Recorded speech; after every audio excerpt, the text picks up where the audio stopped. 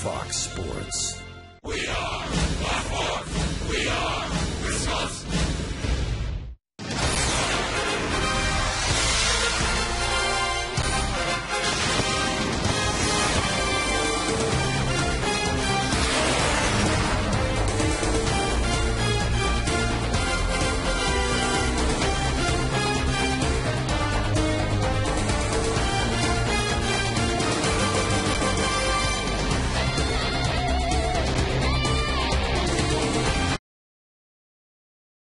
Back on board with you here on Fox Sports Wisconsin. The Brewers, Davey, have owned the series against the Pirates, not only this year, but in years back. But this year they have won 10 of 15 already. They've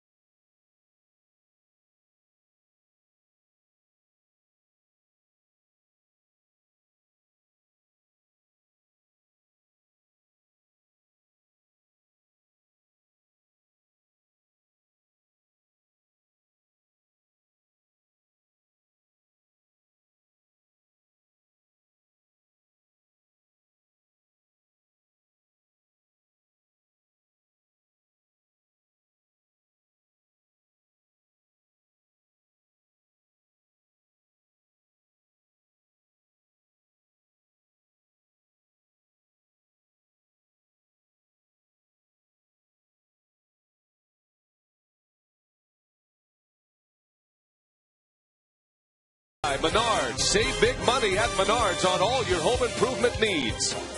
By AT&T. Find out what's possible with the nation's fastest mobile broadband network. AT&T. Rethink possible. And brought to you by the new Miller Lite Vortex bottle. Taste greatness.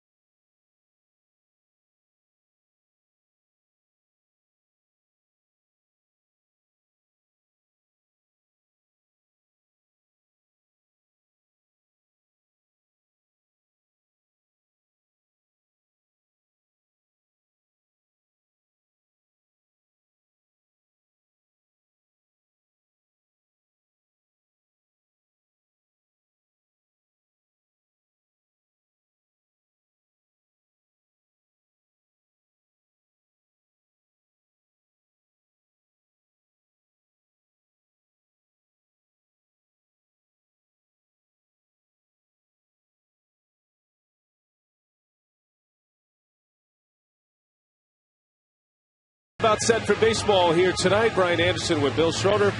Glad you could be with us. You see the two managers, Ken Maka and Jeff Russell, exchanging their lineup cards here tonight. As the Brewers and the Pirates go at it for a 3-game series, it's the final weekend before school starts for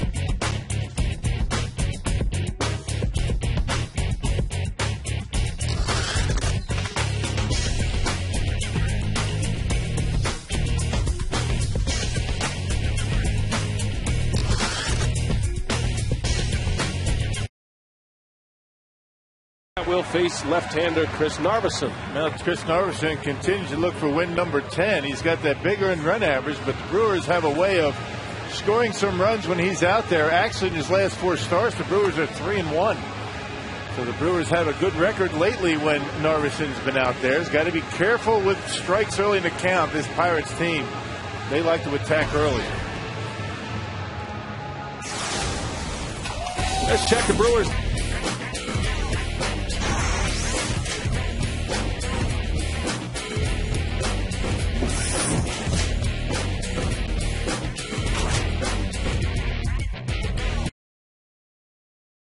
And Chris Dickerson, the left-handed batter, gets the start tonight against the right-handed starting pitcher James McDonald.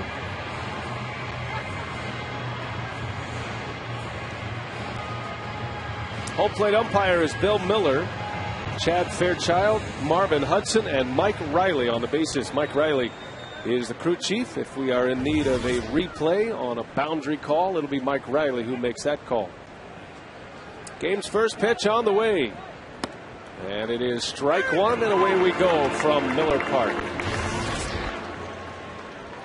Homestand started in good fashion for the Brewers. They took 2 out of 3 from the Padres, but dropped 3 in a row to Los Angeles. It was a 7-1 win for the Dodgers yesterday in the finale of the series. The Dodgers are headed to Colorado. Meanwhile, the Brewers bring in the Pirates and then head to Cincinnati beginning Monday. In the air for McGee. And 1 away from Narveson in the first.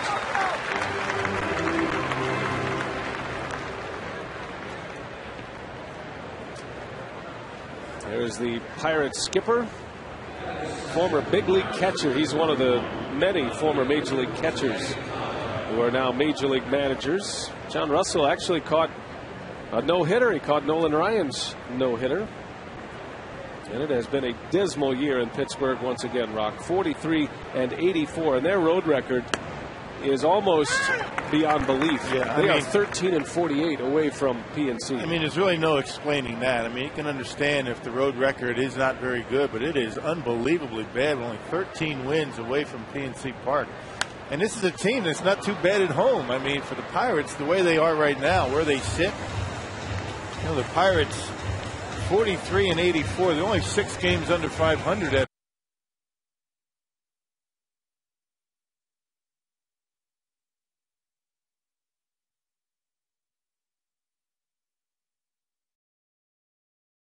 baseball here in Milwaukee, and everything is opened up.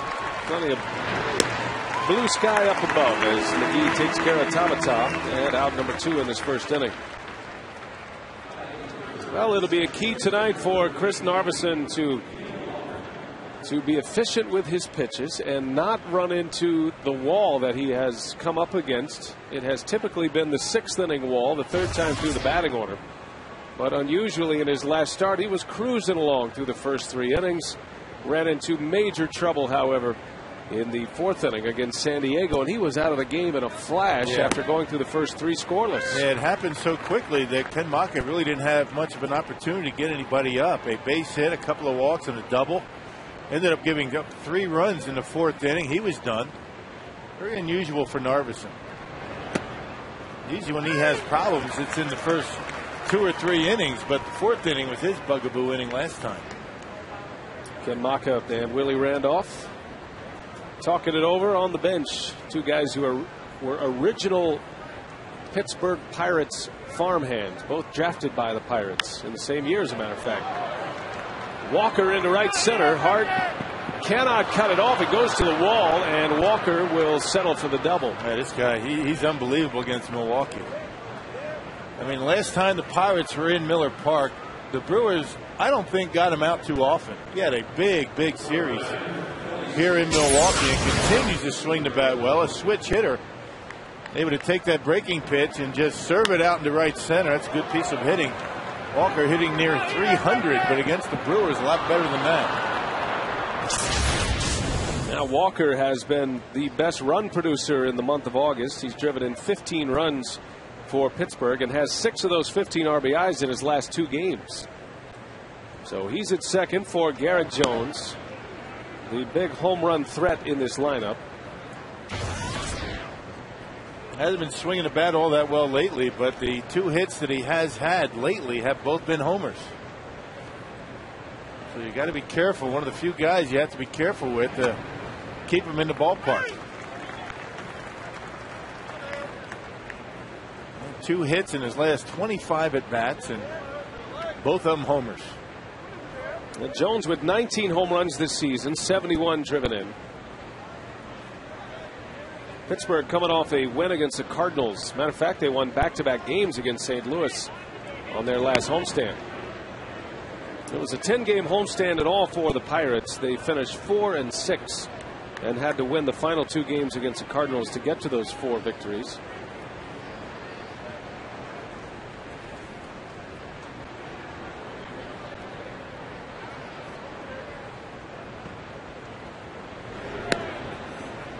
No, nothing like playing spoiler, right? I mean, the Pirates take a lot of pride in beating the teams at the top of the division. All of a sudden, the Cardinals 4 games behind Cincinnati. And a wild card race that has tightened up significantly with losses by the Cardinals and the San Francisco Giants. The Astros swept the Philadelphia Phillies. So remember when the Dodgers began the series on Friday night, or rather on Tuesday, the Dodgers were looking like they were on the outside and going to have a hard time getting back in. Well, they start play today just 5 back, and they might be reconsidering letting Manny Ramirez get away. As Jones bangs one to fielder, he's right there, and the side is retired. A scoreless first for Narveson, a good start, and now the Brewers coming up to bat against Pittsburgh right-hander James McDonald. Weeks, Hart, and Braun due up when we come back.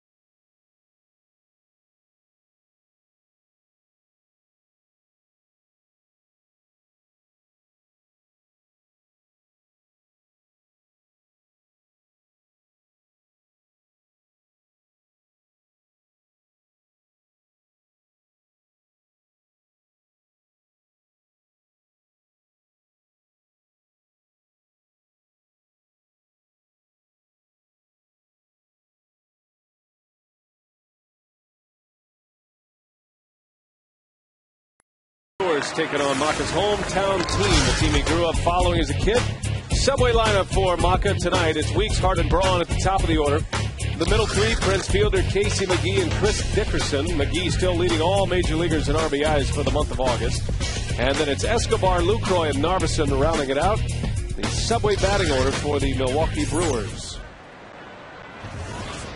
James McDonald on the mound for Pittsburgh, coming over in a trade to the Pirates from the Dodgers as he faces Ricky Weeks. That trade occurred right at the trade deadline, as a matter of fact, and he is making his 5th start as a Pirate here tonight. Well, and his numbers with the Pirates very good. An ERA under 4 and a 2-2 record.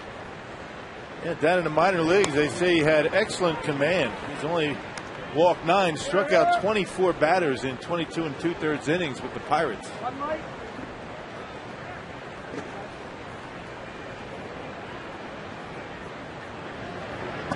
Now, McDonald has been given a chance here in Pittsburgh. He was having a hard time finding innings with the Los Angeles Dodgers. He spent most of the season, as a matter of fact, in AAA Albuquerque, where he went 6-1 and a 4.41 ERA in AAA in the PCL. And you really look at ERA numbers in Albuquerque, you add a point to it. A 4.41 ERA is about like a 3.41 in that ballpark. Yeah, 3.5, and ball flies out of that ballpark. Ricky Weeks sends one foul in out play. A member of the Albuquerque Isotopes. That's right. Used to be the Albuquerque Dukes when I was playing in the PCL. But the Brewers have faced this guy before. Last year, 4 appearances out of the bullpen with Los Angeles. Full count to Ricky Weeks. Ricky able to stay alive. Weeks coming in batting .274. An on-base percentage that is slightly under .370. He enters the day at .369 for an on-base percentage.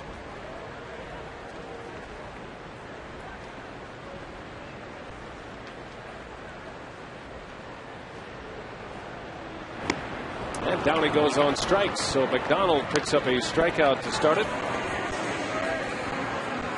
And that'll bring up Corey Hart. Hey, McDonald, a guy that can throw pretty hard. The fastball fairly straight, as you can see right there, getting a lot of the plate, but 95 miles an hour. And talking to Dale Swain, hover anywhere between 92 and 95. He'll throw an overhand curveball and a changeup. Does not have a traditional slider. Now, his changeup was voted among the best changeups in the Pacific Coast League. And McDonald is a guy that comes with some credentials as well. Twice he was the Dodgers minor league pitcher of the year. And you don't see many organizations give up on pitching, but Los Angeles needed someone to help in their bullpen, especially someone with closing experience, and that's why the deal was made for Octavio Dotel. And James McDonald was the key piece in that trade. Corey Hart hits one high in the air, deep to right center. Back is McCutchen, and back is Millage. It's Millage who makes the call, and the catch, boy, that was a mile high. Yeah, got good wood on it, just got under it a bit. So Millage and McCutchen in the outfield together with Jose Tabata. They call him Club Dread out there with the dreadlocks. Andy LaRoche, Ronnie Cendeno, Neil Walker, and Garrett Jones around the horn. And Chris Snyder is catching James McDonald. Two guys that both started the season in the National League West. Snyder came over from the Diamondbacks. There's Club Dread out there. McCutchen and Millage. Braun pops one up. Coming in is McCutchen. And a 3-3 down inning in the first. Off and running at Miller Park. Glad you're with us tonight. We head to the second.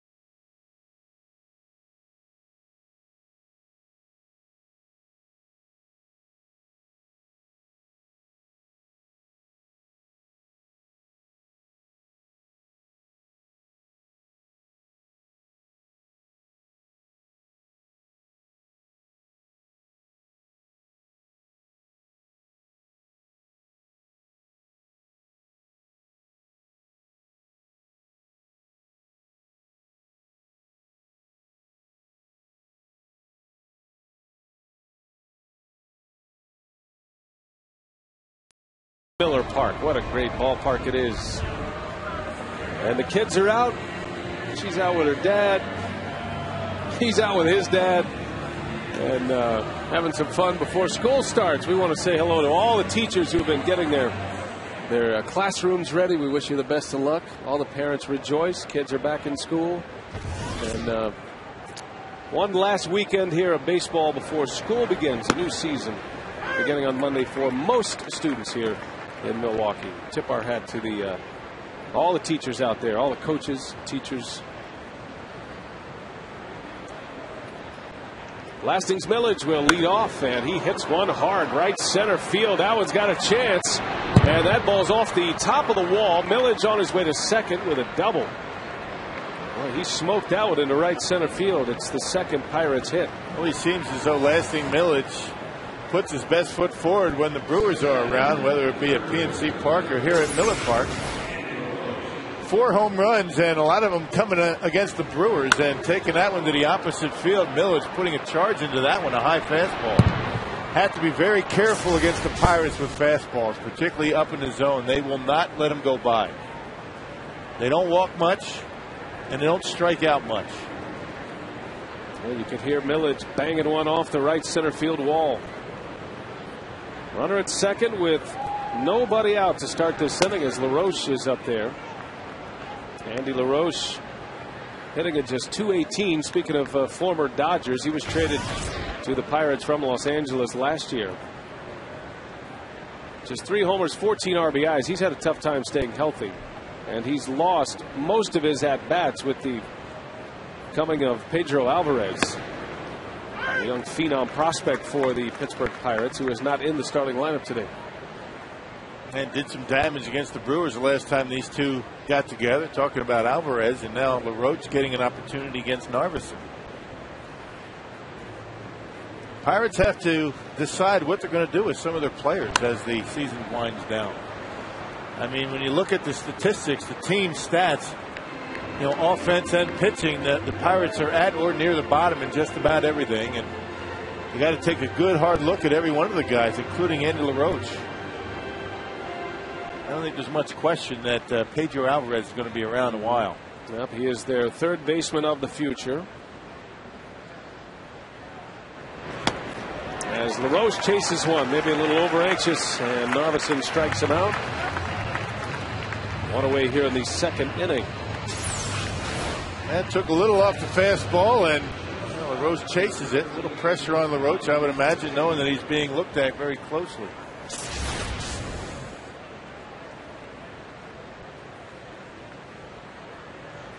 So one away and a runner at second. It's Ronnie Cedeno, one of the few veterans on this Pirates ball club. Cedeno, a longtime major league shortstop. Another guy who's bounced around a great deal in his career. Pirates got him from Seattle last year. A former Chicago Cub, Ronnie Cedeno. Another guy that goes up there and just hacks. He doesn't mess around. First pitch fastball from Narveson. They're going after it. And not many of these Pirates are going to work the count much. You have to be careful. And Cedeno with an on-base percentage under 300.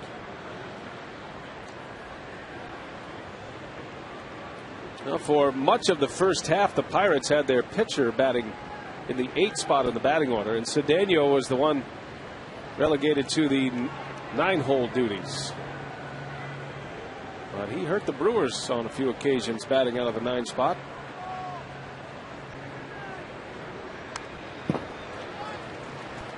Well, and as with most teams, except for the Cardinals, you try to use that pitcher in the number 8 spot. It doesn't last very long.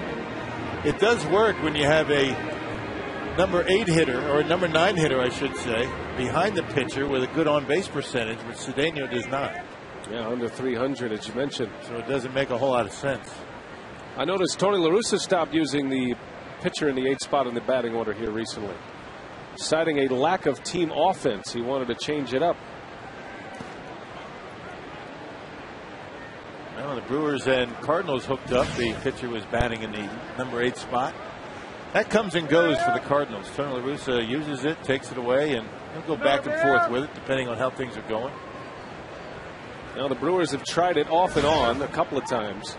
Statistically, it bears out. That's one of the reasons why these managers do it, because you're trying to get base runners, and you want to get as many base runners as possible in front of your sluggers as the lineup turns over. So when you go from 9 to 1 to 2, but I don't know. There's just something about batting a National League pitcher 8th. It's a karma kind of thing, maybe. Yeah. Because who wants to hit 9th? Right. That's a pitcher spot. Who wants to say, yeah, that they hit behind the pitcher? Bad enough hitting in front of the pitcher, let alone behind him. That's right. Cedeno fouls it back. Well, you might notice tonight the Brewers have the custom script on their hats, the logo of the 40th anniversary on the side of their caps. Breaking those out tonight. And the Brewers are celebrating the 2000s here this evening. Bob Wickman and Jeff Jenkins in town to celebrate with us. Yep, Wisconsin native Bob Wickman. That's some good years here in Milwaukee. Cedeno in the right, a base hit on a hop to Hart, and here comes Millage. Here comes the throw, one hop. Oh, Lucroy dropped the ball. He was bracing for a collision, and Millage gave him one, and Lucroy didn't have the baseball. Yeah, he would have been out. He would have been out easily. A great throw by Corey Hart. Wow. A one-hop strike to home plate. It will be a single. I'm not sure if they're going to give an error or it's going to be an RBI. They never did give the out call. Watch the home plate umpire. Does he give an out call? I don't think Lucroy ever had it. That could very well be an error. Ronnie Cedeno with a good at bat driving that ball to right field. Last thing's Millage would have been an easy out had Jonathan held on to that baseball. Jonathan had an error in yesterday's ball game on a similar play. Now the Pirates have the early lead. 1-0 is our score. It goes as a single and an RBI for Cedeno. He ends up at second base on the throw to the plate.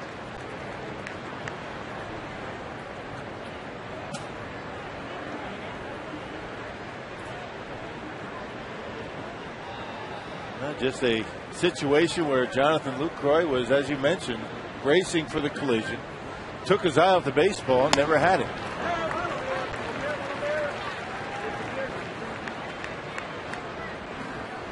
It's always a much more difficult play coming from right field. You know, you get that throw from center field or left field, you can see the base runner easily, but on a throw from right, you really can't see him all that well. And because of that, I think Jonathan took his eye off the baseball. The 0-2 to Snyder.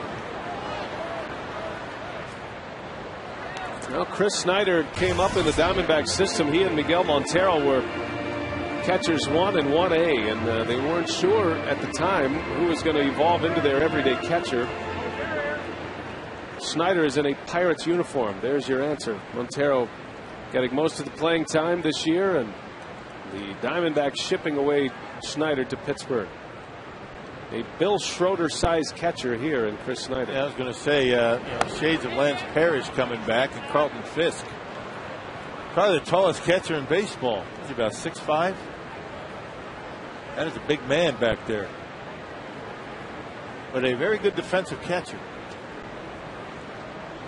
Snyder, 6'5", 245, 6'4" on this mark. Out of Houston.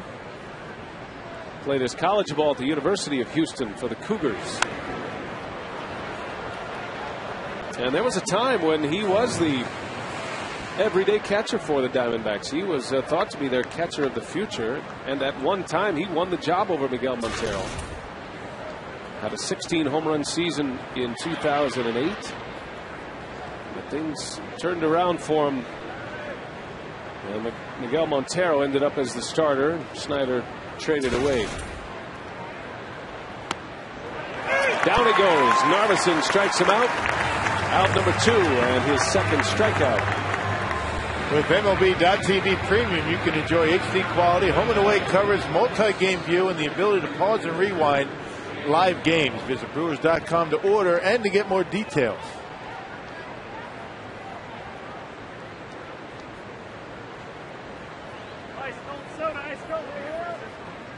So 2 gone. Here's the pitcher, James McDonald. 0 for 8 in the big leagues at the plate this year. And while he is a right-handed thrower, he is a left-handed batter. There's that big brace to protect that throwing elbow.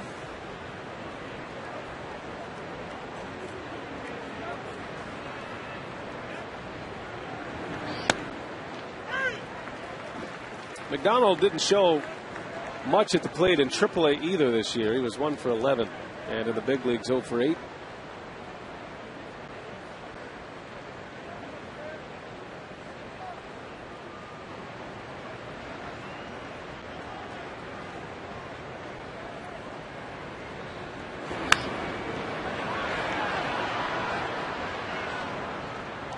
It's not a bad swing.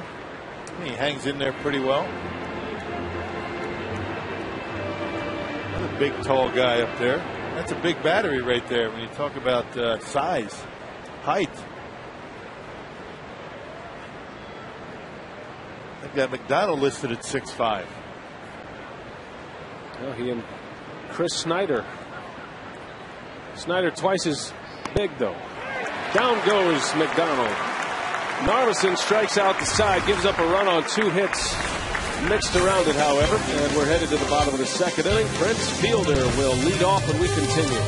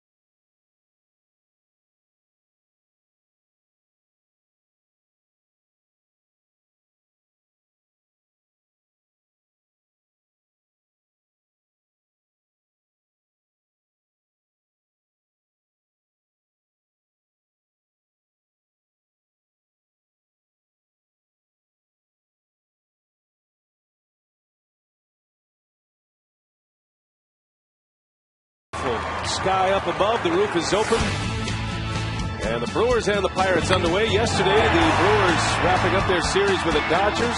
Not much to talk about from yesterday's game, with the exception of Prince Fielder's 26th home run of the year on the Powerball home run leaderboard. Leads the ball club. Fielder leads off here in the second inning. Fielder, McGee, and Dickerson. Got a real life Major League Baseball right there. That's a good souvenir for the first day of school.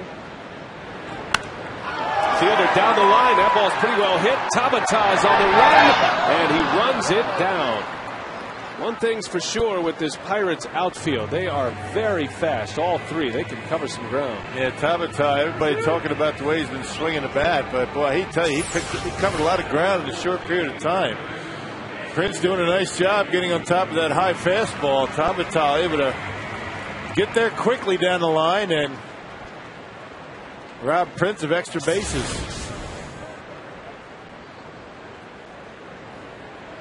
One away for Casey McGee.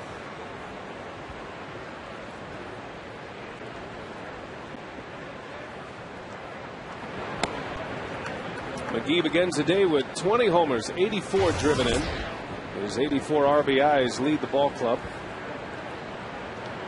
It's had a huge month of August. 26 of those 84 RBIs in one single month, and we still have some time left. He's got about a week's worth of games. Or 5 days worth, I guess. Yeah, Casey with a great opportunity to have a 100 RBI season. That would be something, wouldn't it? He's got that average near 290. McGee is 4th in the league in RBIs to begin play today. He is tied with Carlos Gonzalez of the Rockies, Adrian Gonzalez of the Padres with 86, then Joey Votto, then Albert Pujols. Pujols leads the league in homers and RBIs. They'll ask if he went. Yes, he did, says Chad Fairchild, and McGee is a strikeout victim. 2 outs. Carsoup.com email the booth question tonight from Aaron in Green Bay. Who can we expect to see called up from the minors after September 1st? Oh, we can't give that away. They're all watching down in Nashville and Huntsville. No, we don't know. We can speculate. Yeah. Maybe Matt Gamble might come up. Doug Melvin did say, though, I heard him talking about the September call-ups. They're not going to be calling guys up if he does not feel, the organization doesn't feel they're going to get some playing time. I think the one name that intrigues Brewers fans the most is Jeremy Jeffress right now, because he's on the 40-man roster, and he's a guy that has had his problems off the field. A number of suspensions, including a 100-game suspension last year that led into this season. And I think the Brewers are at the point with Jeffress, who has a huge fastball, upper 90s fastball, to try to figure out what they have in Jeffress, and they have to make decisions on the 40-man roster. Thinking about moving him to the bullpen. And he's been pitching out of the bullpen with a big arm the way he has. I mean, that might not be a short-term, not be a bad short-term solution. You might see Carlos Villanueva come back, once the rosters expand. Now, one thing is for sure, the Brewers, even though you can go to 40 players, you can expand your rosters to 40. It's not likely the Brewers will get to that number. And as Rock just mentioned, as far as position players, they're going to have to prove they can help the ball club, or at least be in the plans concerning next year. You might see a bunch of pitchers come up, though. Yeah, a lot of the September call-ups that were down in the minor leagues a while ago are now here with the Brewers. Lorenzo Cain and guys like that. John Lucroy's been here a long, long time. Doug Melvin mentioned that in the beginning of the season, if things worked out the way they had expected them to, Lucroy might have been a September call-up, but we'll see. Dickerson strikes out. Inning is over, and McDonald is off to a good start. 6 up, 6 down.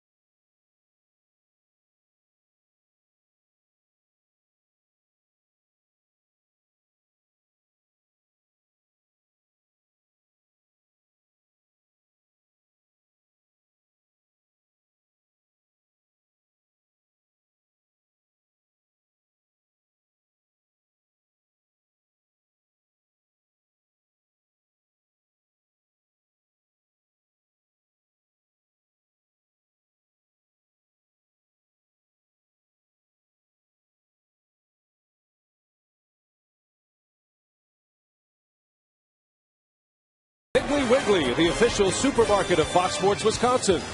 And by Ho Chunk Gaming Wisconsin, your ticket to more. Back at Miller Park, Milwaukee.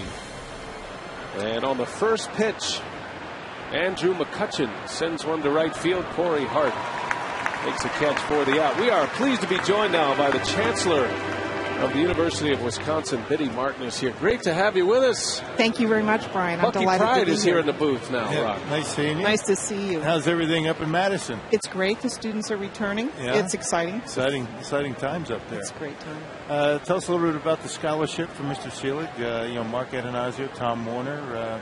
Money for the scholarship. Yes, in Bud's honor, 3 owners have given scholarship aid for students with need at UW-Madison. And those include Lou Wolf of the Oakland A's, Tom Warner, Boston Red Sox, and, of course, Atanasio from the Brewers. And we couldn't be prouder or more delighted. Baseball giving back to, the Wisconsin colleges. That's tremendous. It's fantastic. We need to make the University of Wisconsin affordable. We need to keep it affordable. Sure. And financial aid is the way to do that. There's a scholarship available. And then on the heels of the Bud Selig statue unveiling that we had earlier in the week, Bud Selig is actually going to be awarding a gift, and he's already been involved. He's been involved with the university. Well, he went to college there, but he's been involved with the university on the gifting and the grant side of things for a long time now. As Tabata sends one down the line, he's going for 2. Hart's throw to second, and it's in time for the out. Good call, Biddy. That was a great play. Some analysis from the Chancellor. Now, do you want to break down that play on replay? I think I'll watch on replay and cheer again. You watch some baseball. I'm a big sports fan. Nice. Corey Hart, his second great throw tonight. He should have had an outfield assist at home plate. This time picking it up, and Tabata, an easy out. That throw right on the money. Corey Hart has been challenged. That bad hamstring doesn't appear to be giving him much of a problem. Well, 2 outs here in this third inning. So, didn't mean to cut Mr. Seelig off for sure. But let's talk a little bit about his gifting here and what it's going to do for your university. Well, Bud and his wife Sue have endowed a distinguished professorship in history, and the faculty member who fills that position will teach and research and publish on sport in American culture, and with a focus on professional sports and a look at American history through the lens of sports. All right. And he's a history buff, of course. Right. And yes. Commissioner Seelig always said, and still might, teach a history class one day when he's done with his current job. He's kind of busy. Yeah, he's right busy. now. He's a little Tied bit up busy. for a while. But, he does intend to write his memoirs at UW-Madison in the history department when and if he ever steps down. We and hope he doesn't. We hope he doesn't. He's doing such a bang-up job. He probably never will. But if he does, we'll be delighted to have him in Madison in the history department. So amazing to see the commissioner here with Senator Cole, and you think about what those two went through in Madison, and you're thinking about these two guys from Madison to their respective roles now, not just the senator and the commissioner, but owners of 2 of the major franchises here in Milwaukee. It really is a great testament to the University of Wisconsin at Madison. I agree, and one of their fraternity brothers was also Lou Wolf, the owner of the Oakland A's, so it must have been quite a fraternity. That's all I can say. The school has changed quite a bit since 1956. It really has. It's grown tremendously. Even since I was a student there in the 80s, it has grown. All right, well, Braun is under it. Chancellor Martin, we appreciate your time. We wish you the best of luck. Thank you very much. And we're anxious to see all the great results from these gifts. Thank you very much. Go Brewers. Yeah. Chancellor Biddy Martin from the University of Wisconsin.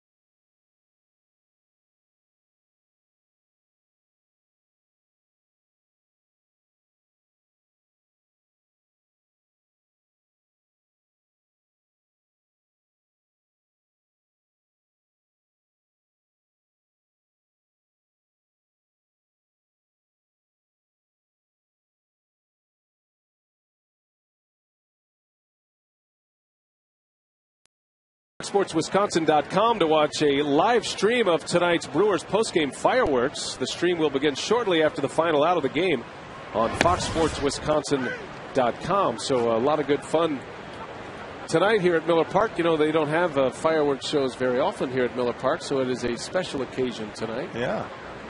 And you can watch the live fireworks from your home, from your computer, from your whatever device you choose, your BlackBerry. And the weather cooperated so far. Looks like a nice night. Yeah. I just went out and checked a few things out with the fireworks crew, just to make sure everything was in place. I know you were. Because I have experience. You're an expert. You were on a fireworks crew. I do remember that. Thought about going pro, but I wanted to keep my amateur status. 1-2 to Escobar. Little roller, going to be a tough play. LaRoche, no chance. Alcides Escobar with an infield hit.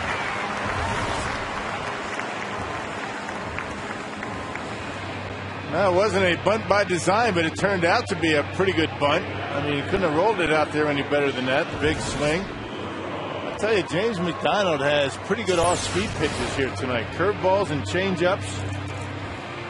Keeping the Brewers off balance. That time, Eske way out in front, and he's able to beat it at first base. So there is the tying run. And here is Jonathan Lucroy.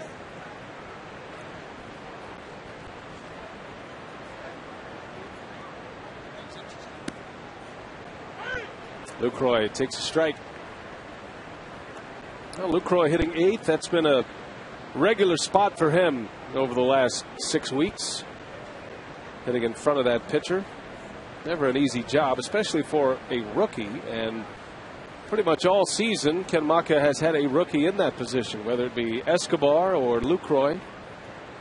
It's certainly not a position in the batting order where you want to work on your eye at the plate, because, you know, there's certain situations where they're going to try and pitch around you.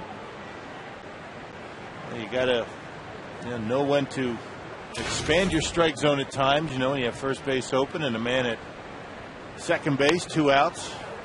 And sometimes they'll try to pitch around you. It is a very difficult spot in the batting order. And usually it's best served by a veteran, a guy that pretty much knows his strike zone.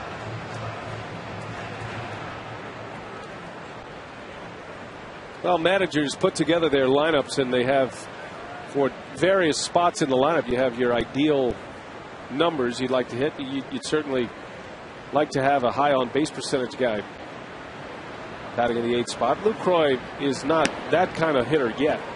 They feel like he will be, and we'll see how it all plays out for the rest of the year. Lucroy, I think for Ken Macha, he's just asking Lucroy to make sure he keeps his head above water defensively. Right. Calls a game, learns the opposing hitters, learns the league, work with his pitching staff. I'll tell you, that last curveball that McDonald threw to Lucroy, it looked as though Lucroy was taking a step toward the dugout. It looked like a strike, but it wasn't called. Sometimes those big curveballs, like the one that McDonald throws, is tough for an umpire to call for a strike because it has so much downward movement on it.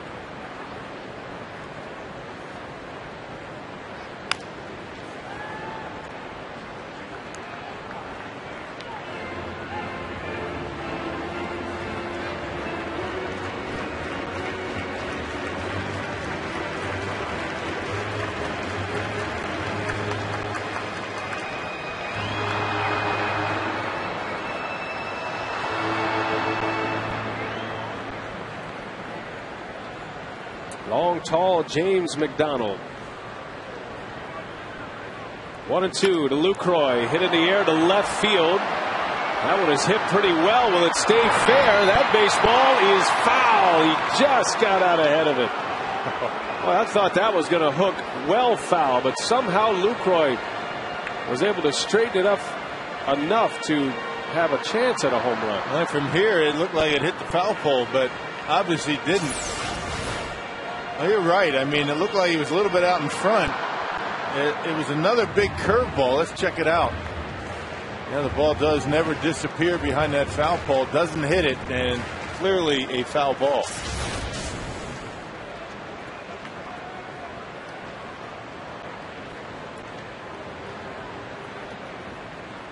Again with a 1-2, and Lucroy strikes out. So McDonald has 4 strikeouts now. Time now for the U.S. Cellular text to vote question. Best Brewers storyline so far this year. We want to hear from you. I want to get your opinion on this. You can text your answer to 234-234. Just text the corresponding letter. Ricky Weeks, X is Corey Hart, Y is McGee, Z John Axford. All courtesy of U.S. Cellular. Narveson bunts in the air, foul. It's good to have Chancellor Martin with us. It was such a quick inning. I was getting ready to ask her about the football season coming up. What'd she say after the inning? I heard you talking about it. Well, I don't want to, throw her under the bus here. I don't want to, tell everybody she's making predictions, but she's very encouraged. I see. She feels as though they have a decent team. She's kind of quietly confident, you're saying. Escobar takes off, and Narveson shoots one foul. Brett Bielema in the game. We saw Barry Alvarez earlier this week, the athletic director. He was here for the Bud Selig statue unveiling. And Vince Sweeney, the assistant to Barry Alvarez, was here along with the Chancellor. Did you meet him, Vince? I didn't. No, I was. Pretty good ticket. It's a pretty good ticket contact. I know how big you are at those freebies. In the air to left, says the kettle. That's right. 2 outs in the 3rd inning. Camp Randall, that's a lot of fun to go up there for a football game. You know what? The best thing to do, you go Camp Randall, the Kohl Center. It's just phenomenal complex. We're lucky to be so close into. I love college sports.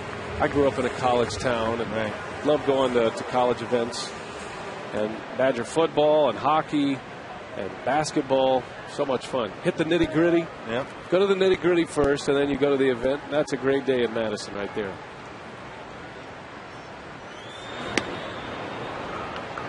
I always have to kind of watch it because I feel like I should ask about baseball back at the campus.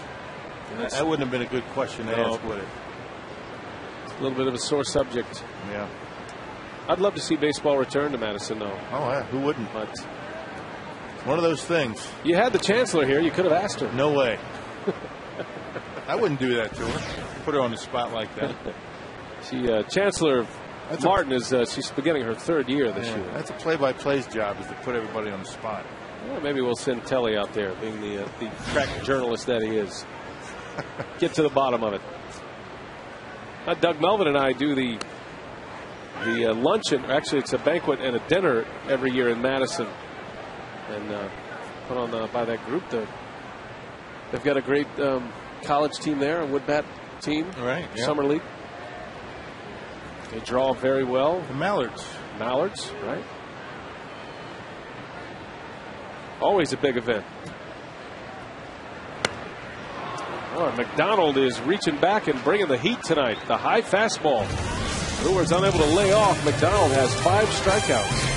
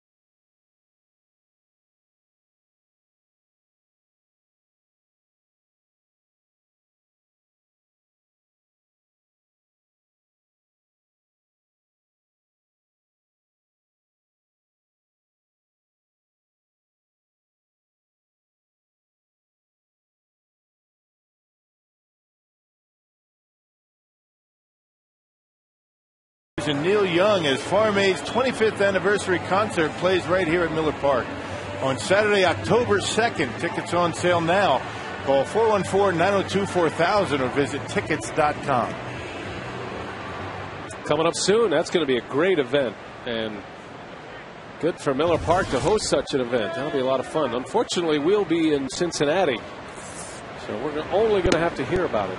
But it's televised live as well. You know Miller Park's going to shine for that one. Garrett Jones leads off for Pittsburgh.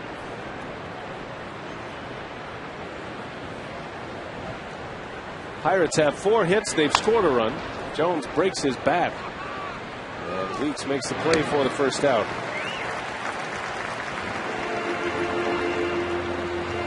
Time now for our AT&T trivia tonight. Who was the last Brewers pitcher to throw a one-hitter? There's only been one no-hitter in Brewers franchise history. Juan Nieves threw it. Bill Schroeder caught it. But the last one-hitter, that's a good question. One-hit shutout. Is that what they're talking about? A one-hit shutout. The one that comes to mind, it's kind of in a dark place in my mind because it shouldn't have been a one-hitter. It should have been a no-hitter. That's not the one. It's not the one you're thinking of? Well, it's got to be the one, right? I remember Danny Darwin back in Old County Stadium throw a one-hitter, but it was a home run. Won the ball game. One hit, one run. And he lost? Danny Darwin lost that game? I believe it was a loss. That's unfortunate. I don't recall. That was back in the mid-'80s. Little cue shot, and Narveson scoops it over to first. 2 outs. Everybody knows you caught the only Brewers no-hitter.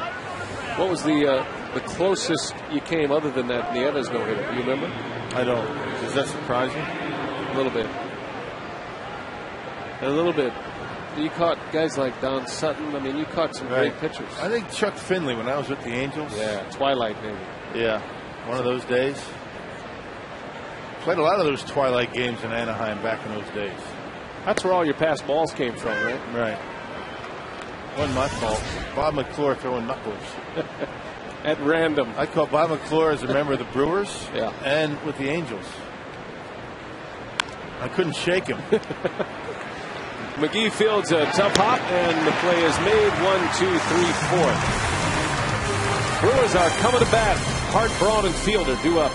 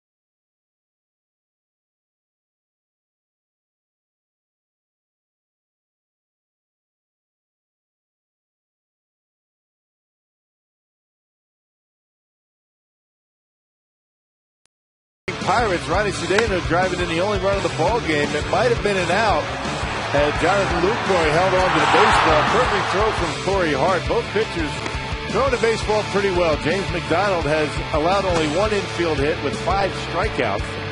Has not walked a batter, and Chris Narveson has been throwing well too. Bottom of the 4th inning, Corey Hart will lead off. There you see the Cousin Subs game reset. The only run came in the 2nd inning. Cedeno with that RBI.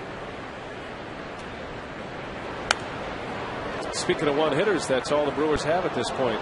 An Escobar infield hit against James McDonald has been it, and that came to lead off the 3rd inning. Otherwise, McDonald has racked up 5 strikeouts thus far, and using the high fastball effectively to get those strikeouts.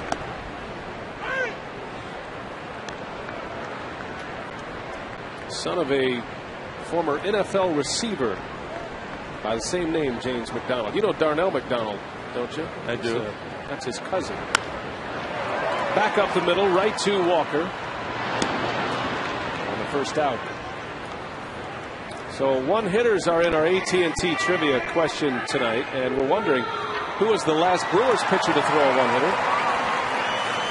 And the answer is CC Sabathia against the Pirates. It was almost 2 years to the day. And speaking of, the Brewers will give away the bobblehead of CC Sabathia to all fans on Sunday. It's the CC Sabathia bobblehead day as they celebrate the 40th anniversary. I know a lot of fans ask, why is CC Sabathia bobblehead? He was only here for a few months, but it's the 40th anniversary, the series of bobbleheads this year, and they pulled some of the great moments, and who better to signal one of the greatest moments of the 2000s than CC Sabathia at 08.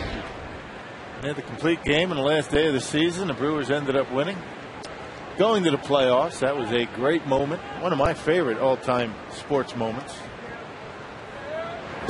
I did not get one of those CC Sabathia bobbleheads. What did you get, Rock? I got a Miller Lite bobblehead. Is somebody trying to tell me something up here? Mine's pretty cool. I like yours.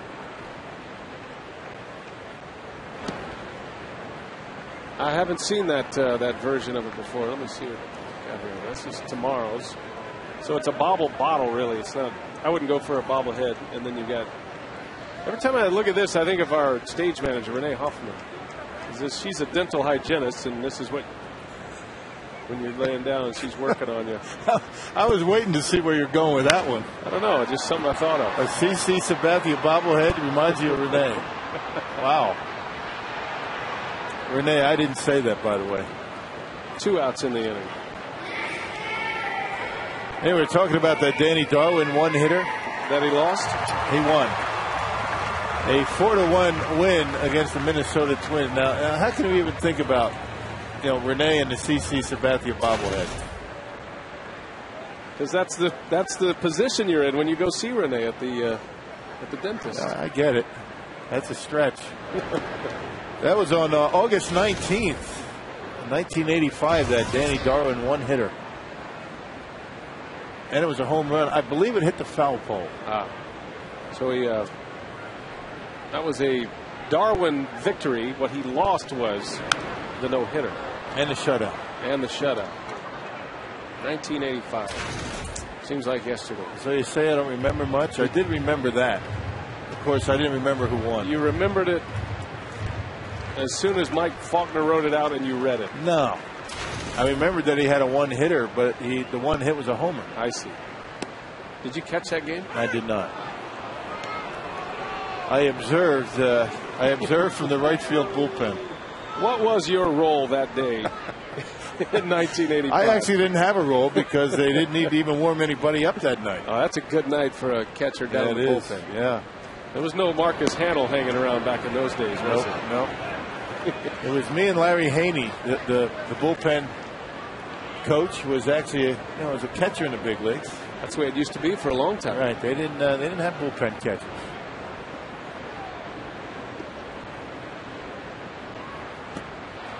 Fielder strikes out, and the inning comes to an end. And James McDonald is racking up some Ks. That's number 6.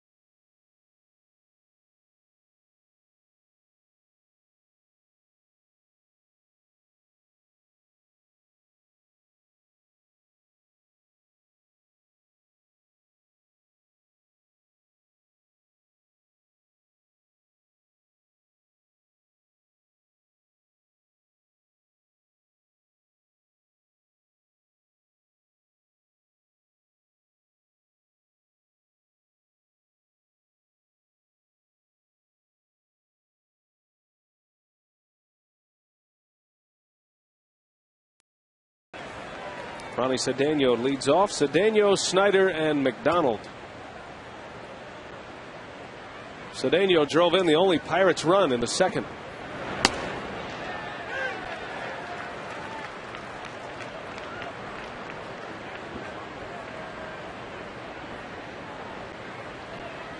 Quickly 0-2 on Cedeno.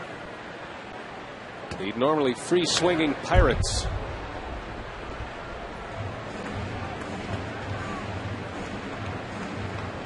We talked about Pittsburgh woes on the road this year. They are 13-48 in the road grade this season. That includes 10 consecutive road losses for the Pirates. As a matter of fact, their last win on the road was July 28th. It has been almost a month since John Russell's club won a ball game. You look at certain statistics, and you might be able to come up with a reason why, or you get trends that you can pretty much figure out, but that's beyond explanation.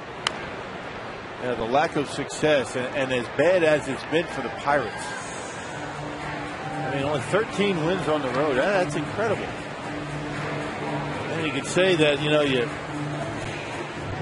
I talked to Willie Randolph about it before the ball game. He said it's a mindset. You just start out bad on the road, and you just have bad feelings when you go into a series or go into a ballpark on the road, and because of that, you just don't play well.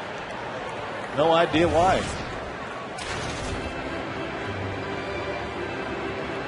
And as we talked about it, as bad as they've been on the road, they've been pretty good at home. I mean, for a team that's as far under 500 as they are. Only 6 games under at PNC Park. Cedeno strikes out, and the first out of the 5th gives us a chance to check in with Telly. Well, BA, there's some big news around baseball. Let's take a look at our news and notes. Albert Pujols became the 3rd youngest player last night behind Alex Rodriguez and Ken Griffey Jr. to hit 400 home runs in a loss to the Washington Nationals. And speaking of the Nationals, their phenom Steven Strasburg has a torn elbow ligament and will most likely need Tommy John surgery. Outfielder Manny Ramirez is still a Dodger as of now after being placed on waivers earlier this week. So some big news around baseball, guys. As Chris Snyder goes deep and gives the Pirates a 2-0 lead in the 5th. Snyder with his 12th home run. And Pittsburgh on top 2-0. That one was out of here in a hurry. Again, you got to be careful with the fastballs to every one of these Pirate hitters. Not messing around. He got a fastball that was down the middle of the plate and just sneaks it over that left field fence. 2-0 Pirates. They don't hit many. That was a big one. And the way James McDonald's been seemingly going through this Brewer lineup the way he has. I mean, 2 runs. Of course, as we talked about, and the road record for the Pirates, and particularly against the Brewers lately, last few years, a lot of times the Pirates will have leads late, and the Brewers find ways to come back and win.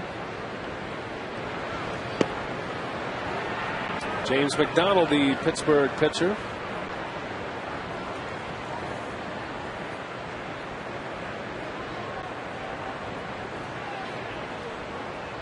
He struck out his last time up. He struck out looking. And now Narveson has fallen behind him 3-0.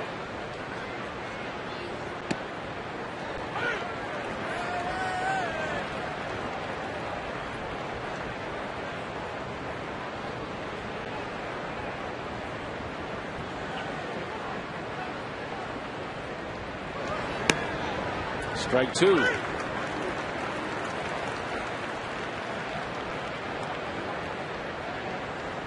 McDonald came to the Pirates with Andrew Lambeau for Octavio Dotel right at the trade deadline. As he swings and misses, down he goes. 5th strikeout for Narveson, and 2 outs back to the top of the order.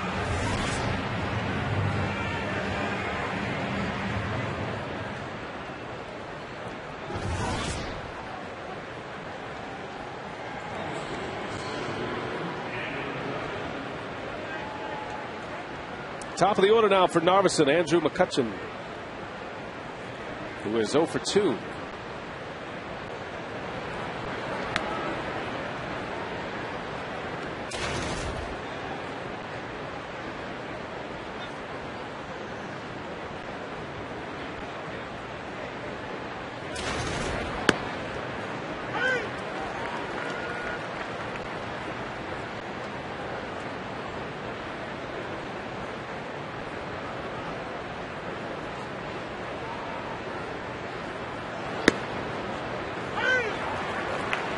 fastballs back to back down in the strike zone, one in the corner, right down the middle, that last one. But it was down in the zone. Looked like McCutchen looking breaking ball or changeup. Not often you see a Pirate hitter take a fastball that was right down the middle.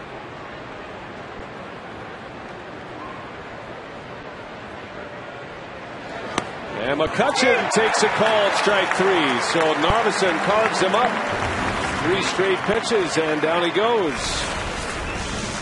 Narveson strikes out the side, but Snyder homers, and the Pirates have a 2-0 lead.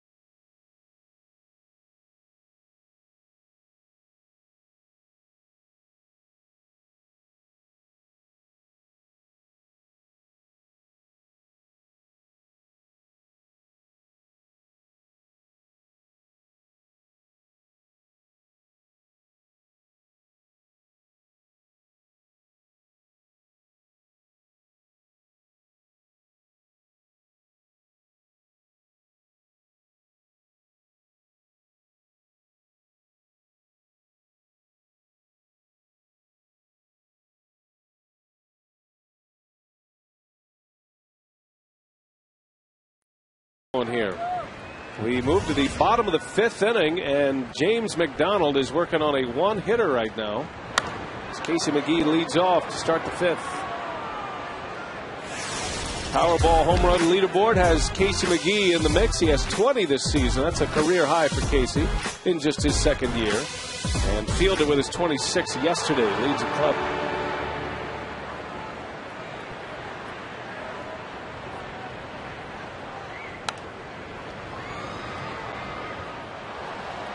McGee's having a big month of August, as we mentioned. The RBIs at 26, 84 for the year. And really, it's his 3rd consecutive big run producing season. But the first of this 3 kind of went unnoticed because he did it in AAA. Drove it over 90 runs in a AAA season 2 years ago. That's a lot. McGee grounds out, and McDonald stays sharp. But he just pouring the strikes. Only 15 balls in 54 pitches. 54 pitches and 1 out in the 5th inning. I mean, I don't even think he's had a 3-ball count in any Brewer hitter yet. I don't remember one. And he just continues to throw that fastball. Well, a reminder this week on Fox Saturday Baseball, the AL Central leading Twins head to Seattle to take on the Mariners. Coverage begins with This Week in Baseball at a special time, followed by Fox Saturday Baseball presented by Sprint at 3 p.m. Central on Fox. Chris Dickerson to face McDonald here in the 5th.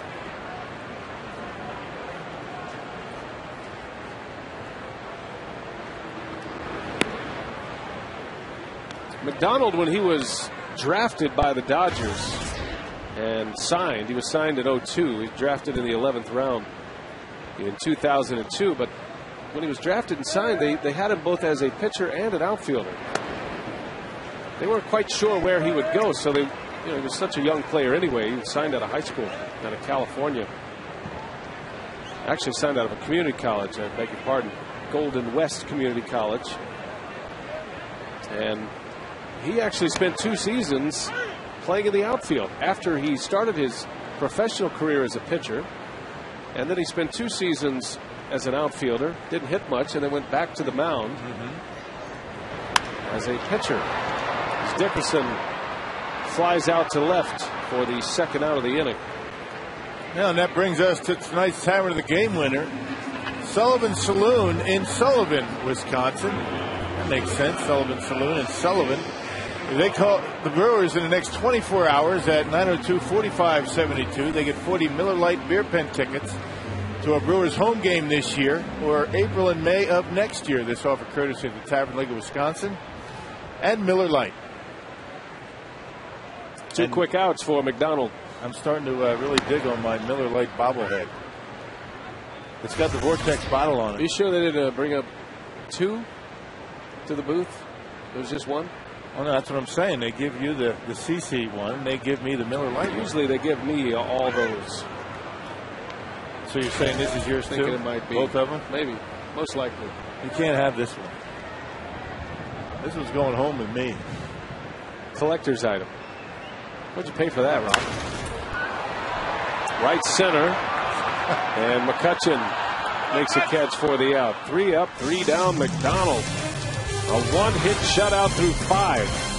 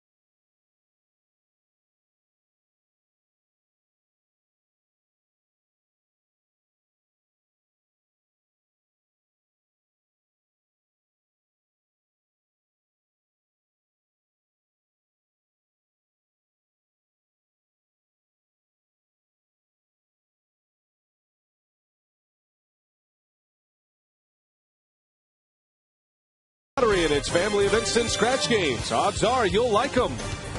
By Airtran. Go, there's nothing stopping you. And by GMC. We are professional grade. We are in the 6th inning at Miller Park, and the Brewers are down to the Pirates 2-0. Jose Tabata leads off for Pittsburgh. And a base hit. Past the diving Escobar, a single to left. Pirates are getting their hits. They've scored just 2 runs. Got a run in the 2nd inning on Cedeno's RBI single. Chris Schneider homered in the 5th, but that is the 6th Pittsburgh hit here in the 6th inning. Yeah, Chris has only had the 1 3-up, 3-down inning, not the 4th. So the Pirates have been able to put runners on in every inning but. And now Neil Walker. Walker's from the Pittsburgh area, and he was a much anticipated prospect coming to the big leagues. What a hitter he looks like he is. Walker's been able to keep that batting average near 300, and he is at 289 official at-bats now, so that's a good number of at-bats to see what a hitter can do at the big league level. Yeah, switch hitter. We saw him have some really big games as a left-handed hitter, and he's got his double as a righty. Got that in the 1st inning. Now, definitely a second baseman that the Pirates can count on for next year. The way that guy can swing the bat. Only 24 years old and a native of Pittsburgh. That always helps. From Gibsonia, Pennsylvania, a little town just outside Pittsburgh, and he went to a very high-profile football high school in Pittsburgh, as he sends that one in the air, shallow center, and Escobar, what a play, throw to first, and it's a double play! Oh, man! How about that from the rookie shortstop? Unbelievable. That is just unbelievable athleticism by Escobar. I had an 8 down in my scorebook. I put my head down. And then just as I looked up, Escobar sliding into center field. Chris Dickerson must have taken a couple of steps back. And Tabata, a double play victim, easily. Check out Escobar getting up and throwing a strike to Prince. That kid's something else. He shows flashes of brilliance like that, and that's what the Brewers are so excited about. And that's not even close at first base. Well, he has put together quite a reel of highlights this year, but that has to be the primo number one. That was incredible from Escobar on a bunch of fronts. Just the body control to be able to slide and make that catch, knowing he wants to get to his feet to make a throw. Brilliant play.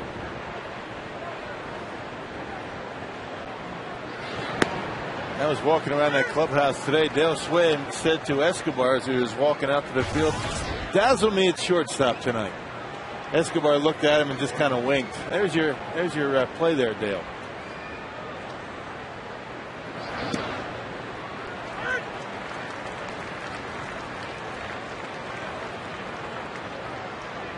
I'm sure when Narveson saw that ball in the air where it was headed, he surely wasn't thinking about 2 outs, let alone 1. I thought for sure that Dickerson was going to catch that baseball. Now Dickerson plays a relatively deep center field. The ball was off the end of the bat of Walker, and it froze Dickerson out there. He had a tough time getting in, and Escobar just kept going. Little cue shot. Here's Narveson, and he fires low. That is thrown away, but Jones will stay put at first. That would have been a tough chance for Narveson. He gave it a good try. It'll go as an infield hit. Yeah, Garrett Jones getting down the line in very good shape. I think the only real opportunity would have been for Lucroy. I mean, that's a tough play for Narveson. These guys, 2 of them almost collided. But neither one of them sure that they were going to be able to make the play, so they both go after it.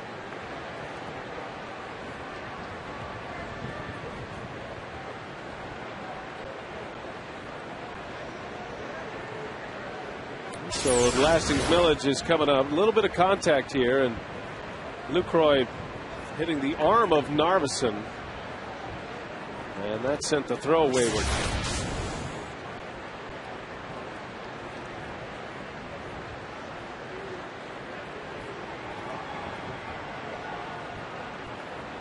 Here's Milledge with 2 outs. 2-0 Pirates. Good changeup from Chris Narveson. That's what you need to do early in the count against this team.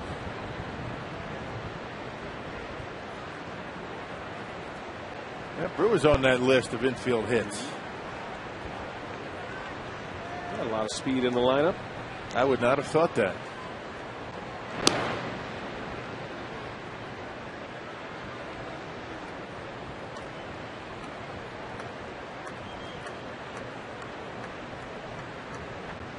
Kind of a rare combination, leading the league in home runs and up in the top 5 in infield hits. Yeah. Speed and power. Yep.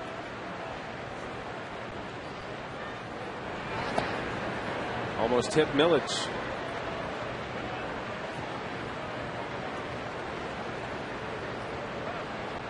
That's why you can't look at the stolen base category and judge the Brewers' team speed. It's how well they go from first to third, scoring from first, infield hits. It's just a team that doesn't try to steal a lot of bases. A pop-up. Ricky Weeks makes a catch. The inning is over. And we might have seen the best play of the year tonight. Alcides Escobar. Look at that catch and the throw and a double play. Something else.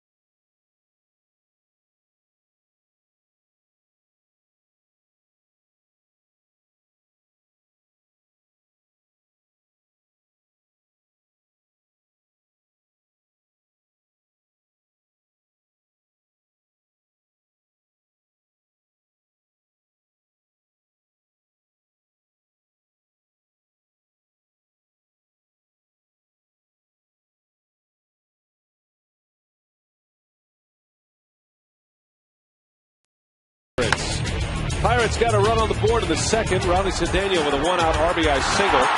Close play at the plate. And then James McDonald has stepped into the spotlight tonight. Narveson is rolling along with 6 strikeouts. Escobar with an incredible play from the shortstop position to start a double play. Chris Snyder had the other Pirates run a home run back in the 5th. Sausage races made famous courtesy of a former Pittsburgh Pirate, Randall Simon. They were locally famous. Right. They became nationally famous thanks to Mr. Simon. You get your Clemens Sausage bobblehead and your Miller Lite bobblehead. What more do you need? CC Sabathia? All's good in the world. That is good. Lucroy, a base hit to right. Boy, the Brewers needed that. So Jonathan Lucroy singles. Only the second hit for the Brewers, and both have been singles. The first one was an infield swinging bunt by Escobar. And another fastball by James McDonald to get ahead in the count. This time Lucroy not messing around and saying, I'm not going to have to deal with that curveball this time. I'm going to go after the first fastball that I like.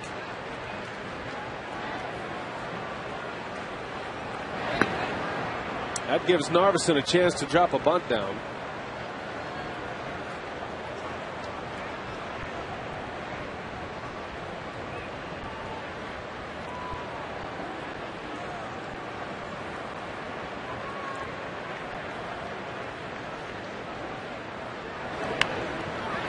Back to the mound, and McDonald's only plays first. So a sacrifice bunt for Narveson, his 5th of the year. And a runner in scoring position with 1 away. Time for the Kevin Woodstain's legendary performance in the 5-4 loss to the Brewers back in 1982. Rickey Henderson breaks Lou Brock's 1974 single-season record of 118 steals by stealing a total of 4 bases. Rickey ends the day with 122 and will finish the season with 130. 1982 was a great year for Rickey Henderson. And, of course, it was a great year for the Brewers, going to the World Series, winning an American League pennant. I want to say there's a story, I believe Craig Counsell maybe was, I don't know about 82. He was somewhere for one of those big moments with Rickey Henderson. Like he was on the golf cart. Craig's dad was the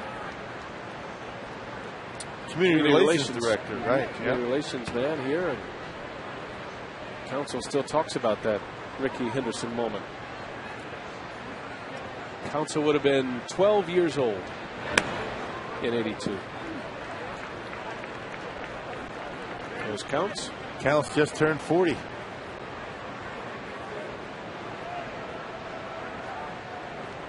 They're getting ready for a pinch hit opportunity, going through the relief pitchers that are out in that Pirates bullpen, maybe getting a sense for what they might be throwing them.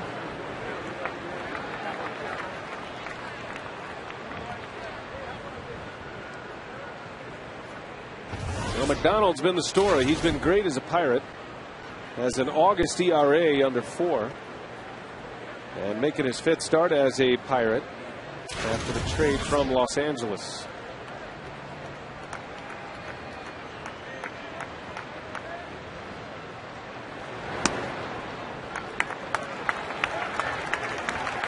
Three balls and a strike.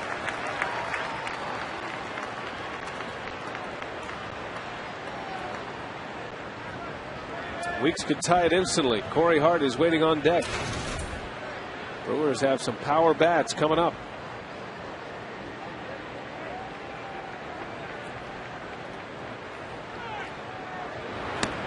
Ball 4. The first blemish for James McDonald. His first walk to go along with 6 strikeouts, and now the Brewers have the tying run aboard, the go-ahead run at the plate. Well, let's see what adjustments the Brewer hitters make the 3rd time through. McDonald has been dominating the Brewer hitters so far. Rickey able to lay off that high fastball. That has been a good pitch for McDonald. It's been curveball, and fastball. Hasn't needed to change up too much tonight. He's thrown a couple of them, but not too many. Ray Searage, a quick trip to the mound, the Pirates pitching coach, replacing Joe Kerrigan.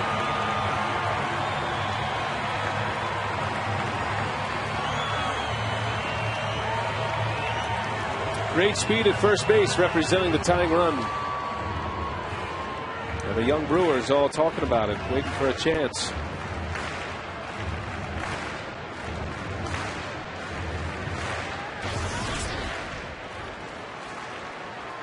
Corey Hardy is 0 for 2. He sent one high and deep in the first inning. He missed a home run by inches on the bat. He sent Millage out to the warning track. And it seemed as high as it was far back in that first inning. Last time up, he grounded out. The Brewers are 4-2 against the Pirates this year at Miller Park. 10-5 for the season. They've certainly handled Pittsburgh this year.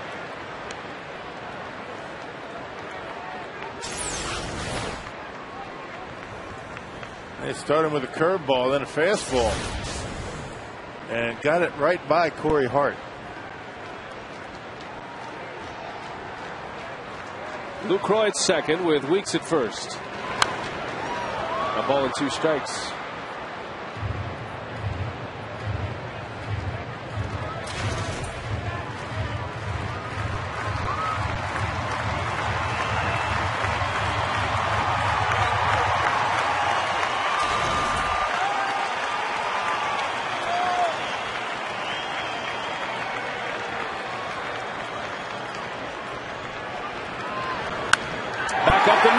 Base hit.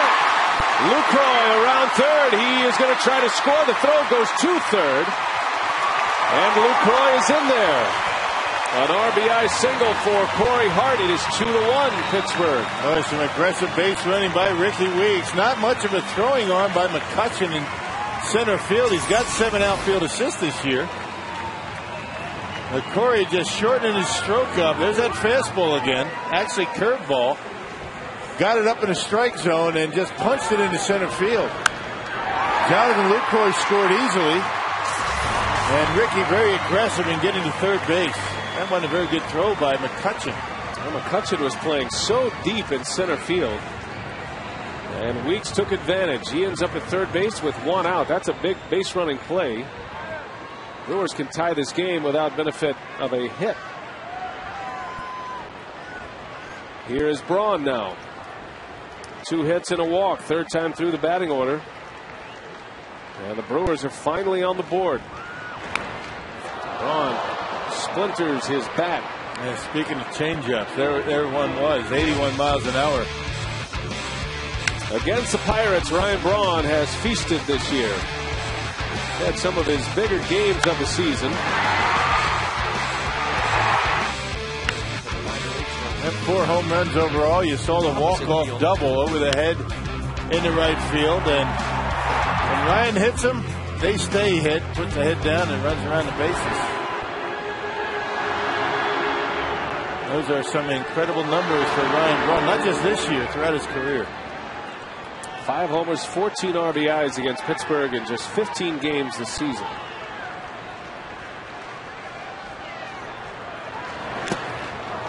Cut it a miss, 0-2 the count.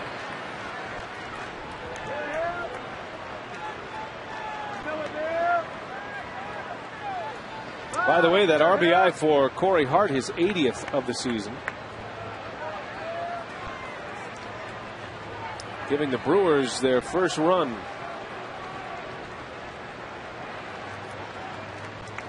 Pirates are looking for the ground ball double play to get them out of an inning here. Fielder would be next. And Braun bounces one to short. Cedeno flips the throw to first in time for the double play. And Braun is barking at first base umpire Chad Fairchild. He looked like he beat that one. Boy, I don't blame Ryan for being a little bit upset. Ken Mockin coming out. Eddie Cedar having a chat with him. Braun's close to getting thrown out. Eddie Cedar's job is to keep Ryan in the ball game. Yeah, he's safe. Bad call, cost the Brewers a run. Still 2-1. We'll take a break.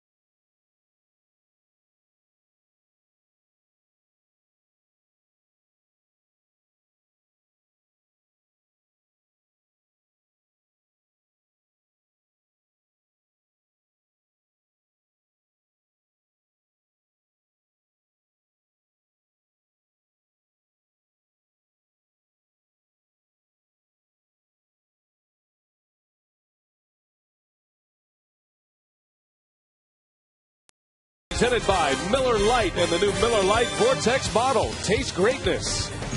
And by Toyota. Thank you for standing by us. For more information, visit buyatoyota.com. Andy LaRoche leads off for Pittsburgh. We are in the 7th inning. Ryan Braun grounding into an inning-ending double play. Looked like he beat the throw by a few inches, actually. Called by Chad Fairchild. Some kind of double play, though, started by Cedeno. Yeah, Cedeno, I'm not sure initially he knew where he was. Ryan beat it. But, I mean, you're looking at super slow motion right here. There's Ryan on the bag. Ball not there yet. I mean, that's an awfully close play. And that's super slow motion. But cost the Brewers the tying run. What are you going to do? Close play. Mm-hmm.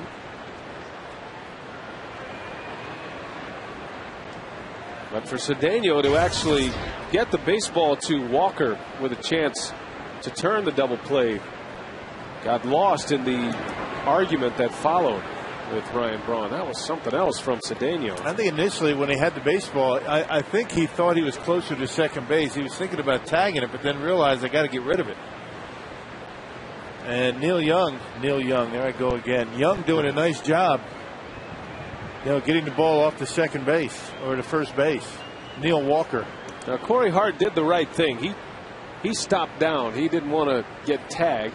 It looked like Cedeno was either thinking about the bag or tagging Hart, and neither became an option for him as Braun hauls it in here. And our Miller Lite What's on Tap, we're on WMLW tomorrow. Game 2 of the series with Pittsburgh. That's a 6 o'clock airtime. And then Sunday, the finale against the Pirates. The Brewers are headed to Cincinnati on Monday. It's on the road in Cincinnati for Fox Sports Wisconsin. Now, every time I do that Farm Aid promo, Neil we Young. talk about Neil Young, I end up dropping a Neil Young on Neil Walker. Second time this year I've done that. You're a tremendous slouch, Rock. Don't worry about it. It's understandable. I'm not worried about it. I'm just trying to figure it out.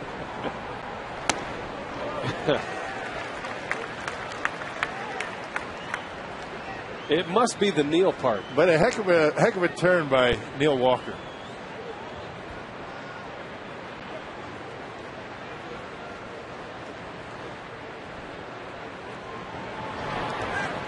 Skips away from Lucroy. You know, I saw, and this was a very impressionable thing for me last year. Last winter, I saw Neil Young in concert. Oh. How'd that go?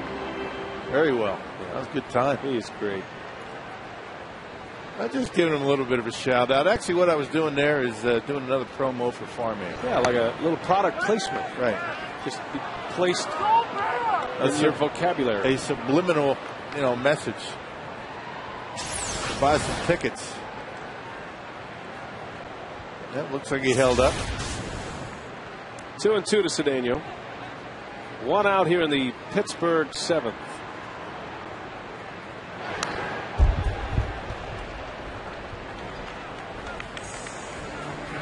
Cameron Lowe getting loose.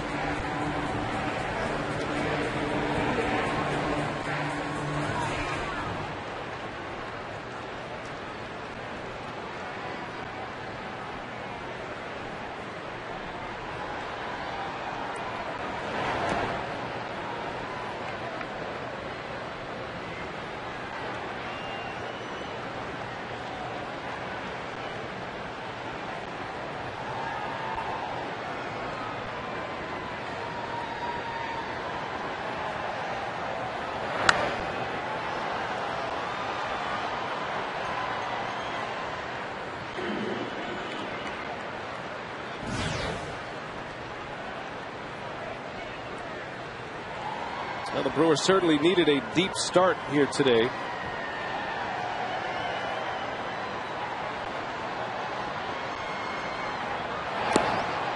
As Narveson walks Cedeno with 1 out in the 7th.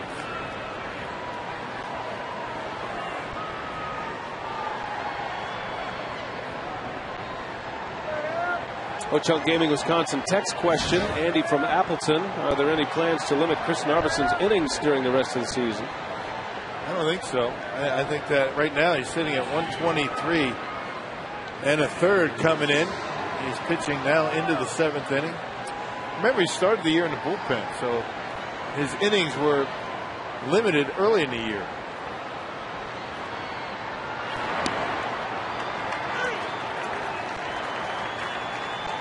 Narveson with 122 innings last year.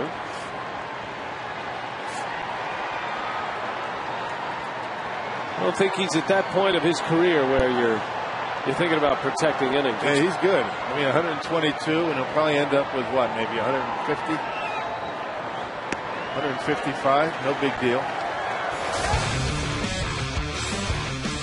Well, Chris Snyder, first pitch fastball, and knocked one out of here, a line drive to left field. Barely sneaking it over that yellow line in left. That made it 2-0. Snyder 2 for his last 19 before that home run. He was really in a drought at the plate. Now with 12 homers, 40 RBIs. The pitch count protecting a pitcher's conversation kind of came up today, though, with Steven Strasburg. He's going to require a ligament replacement surgery, most likely. That's too bad, isn't it? You figure as Snyder swings and misses, and it's a 2nd out. But think about this if you're the Pirates, because I know where you stand on it. So many teams are trying to protect their young arms, and it ends up as possible surgery for Strasburg anyway. And how many good starts, how many wins did the Nationals give up by having Strasburg in the minor leagues, supposedly protecting him? All right. Bottom line is, an injury is an injury, and it's going to happen when it happens with pitchers. So, I don't know, this might change the thinking a little bit as far as how you protect pitchers. And you're trying to prevent injury, but look, if you throw that hard, right, surgery is usually what's going to happen at some point. Right, and in Strasburg's situation, I don't necessarily think it was just about that early in the year, maybe trying to take a little pressure off him and, cut his teeth in the minor leagues, kind of flying under the radar screen as best he could have. But that's a big blow to all of baseball. That was a great story, and he will continue to be. They're not planning on, having him pitch all of next year. Right? So it's going to be 2012 for Strauss. That's a big blow to the Nationals, and in all honesty, it's a big blow to Major League Baseball because he could pack him in. It's disappointing this year we didn't see him. Well, they just got one of their young prospects back, Wisconsinite Jordan Zimmerman. He had the Tommy John procedure, and you feel like Strasburg's going to be okay. He's going to come back. He'll be stronger than ever. The bigger question is, do you continue to protect the young pitchers? Does the stopping down or the protecting of innings actually hurt him worse? It's a discussion for another time. As Narveson strikes out, McDonald to win the inning.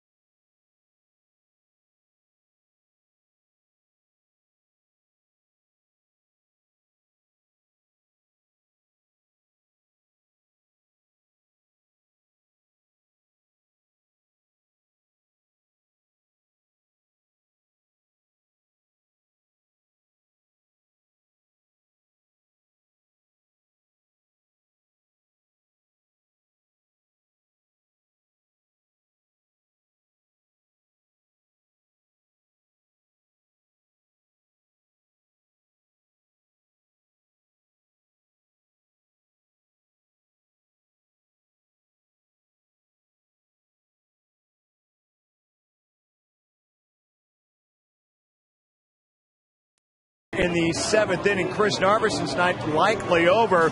He could very well be up 2-1 if the ball bounces the Brewers' way a little bit. 8 strikeouts, good performance. Yes, and we said number one, he had to try to pitch inside, have command of his fastball, and then utilize his curveball and change it.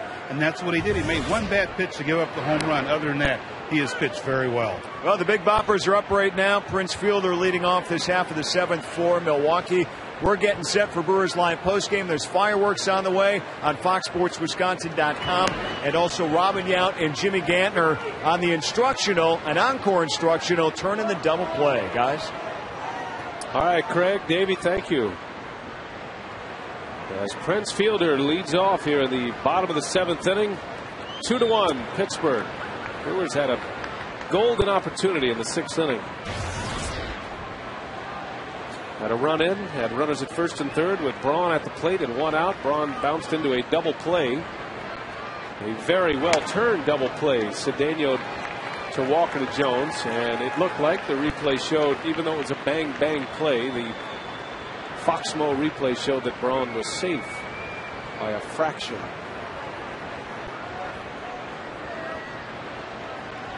We had Bob Costas on with us as Fielder draws a walk. We were talking about the replay earlier in the week, and maybe baseball evolves into an eye in the sky umpire who could make that snap call. And you're shaking your head no, but no. Here's the point, and this is what Bob and I were talking about that you were kind of shaking your head at us for. But look, the argument that ensued took up more time than if an umpire up here would have just noticed it, called it, and changed it. It's not just a matter of that. It's not a matter of the time. I mean, that's one element of the replay that I don't like, the time of it. But hey, it's a game that is, and we've had this argument a million times. But I like the human element in the umpiring crew.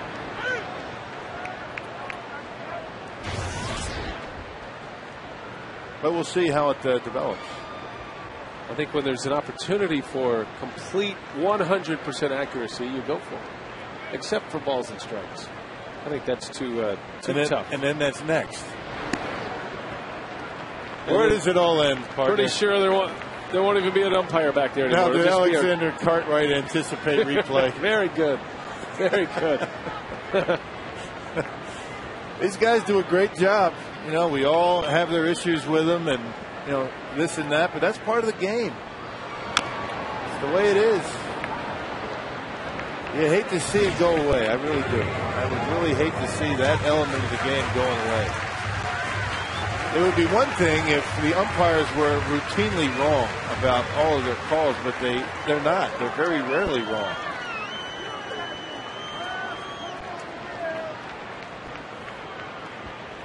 And it wasn't too long ago that the play that our super slow-mo replay, our Foxmo, had of Braun, that technology has only been available in the last 4 or 5 years. Right. And only available to us on a daily basis on a local level the last 3 seasons. But really. you look at that last play on Brawny on just regular replay. I mean, just regular slow motion, and it's awfully difficult to tell. There's some slow motion right here. And pretty close. Bang, bang. He was safe, but he called him out. That's baseball. McGee, a big cut, and it's foul tipped right into the middle of the catcher.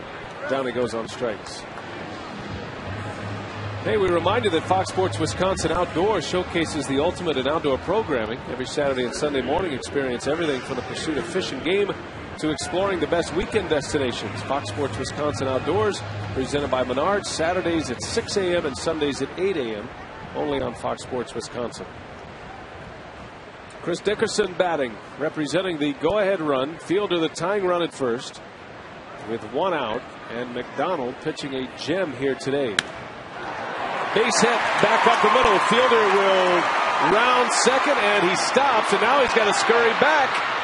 And he is just back. Took a while for the big fellow to get the brakes on. Yeah, it looked like he was going to take off, but then immediately after a couple of steps beyond the bag, turned around and said, I better not. It looked about right here like he was going to go. And then something told him to get back and just barely able to do it.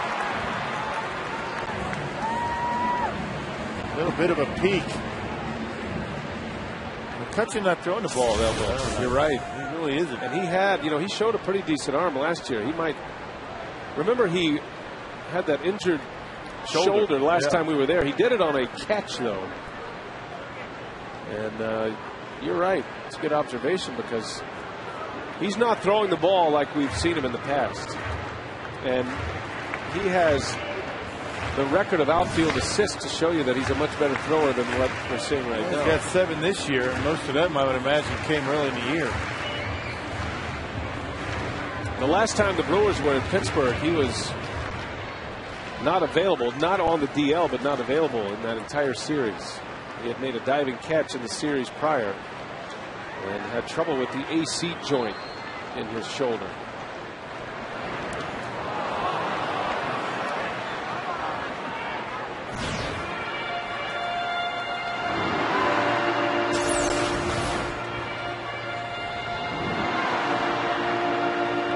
Curveball continues to be a big pitch for McDonald. Interesting that Escobar would go after it on the first pitch.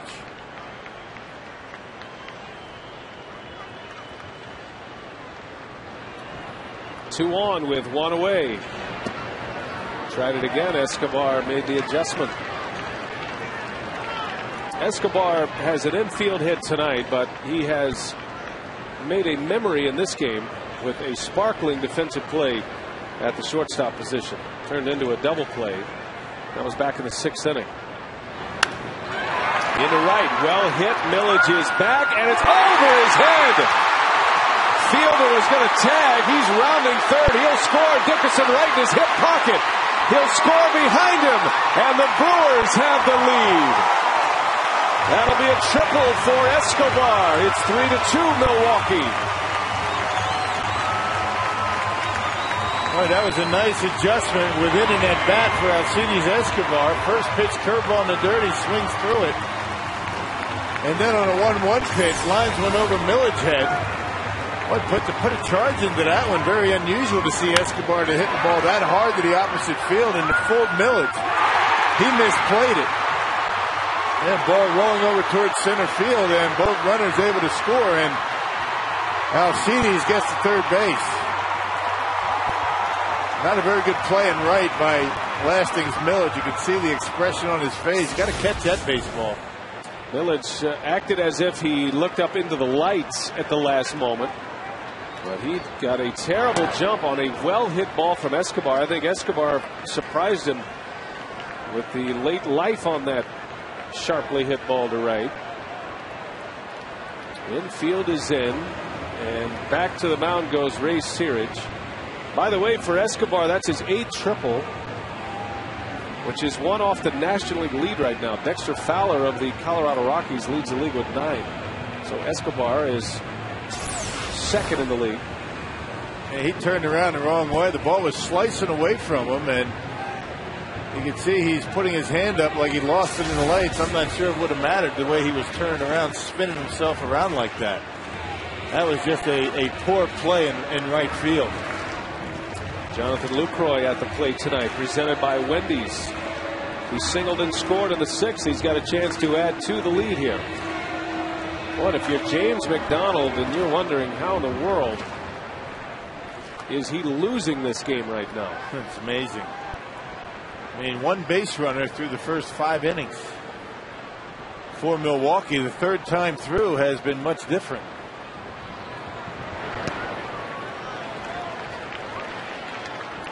That's what makes it so difficult to, negotiate or navigate your way through a major league lineup. A young pitcher, not many of the Brewers have seen him. And it doesn't take them long to make adjustments. Joe England will hit next.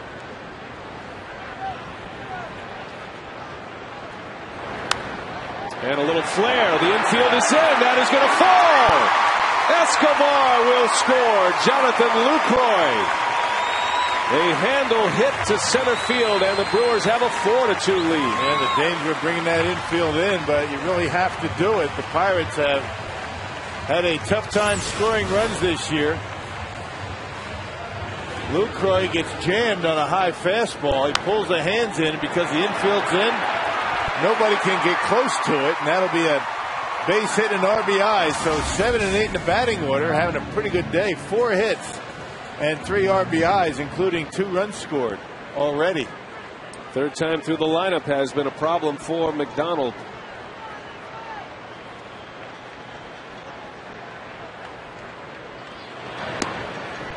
Those are McDonald's season numbers. So far tonight, 3rd time through the batting order, has produced 4 hits and 2 walks through the first 8 hitters. And bottom of the order doing a nice job tonight. They really are. That was a problem area for the Brewers in that Dodgers series. England with a base hit. And Lucroy will stop at second. Joe England comes on and does what he does best. He's the major league leader in pinch hits. That's his 19th. And the hits keep coming for Milwaukee in the 7th. And the amazing thing about England, he had never been a pinch hitter before. The first year that he's really been asked to be a pinch hitter. Leads the league with 19 of them. And a .352 batting average as a pinch hitter. Well, McDonald is out. The defense let him down. The Brewers have strung together 4 hits. We have a pitching change.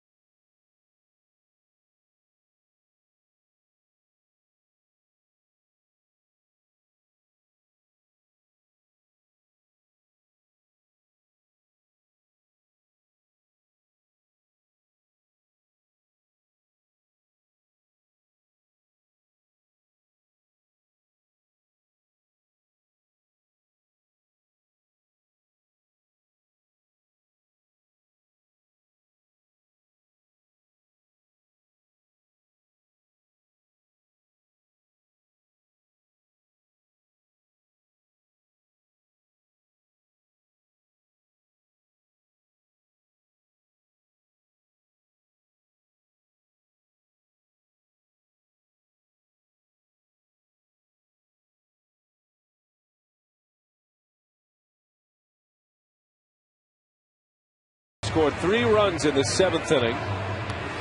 And Club Dread out there in the Pirate outfield having their troubles tonight.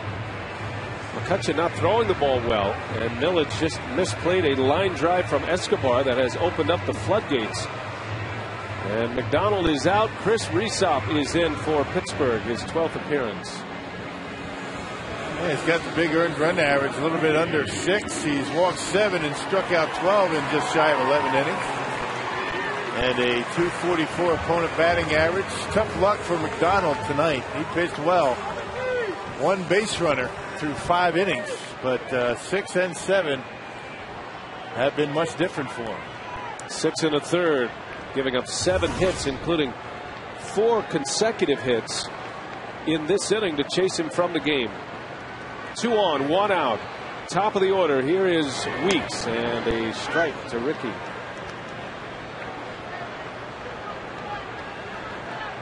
Joe England with his 19th pinch hit of the year. And McDonald's last hitter.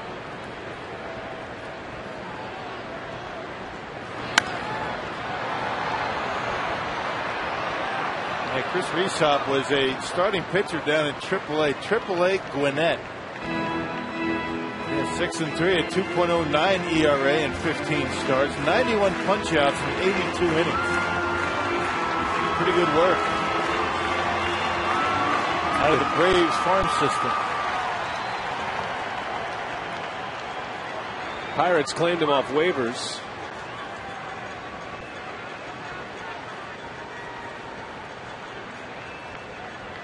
He's been with the Pirates organization since August 4th. And he's been pitching a lot this month. When they claimed him, they had good plans to use him. He's already appearing in his 12th game.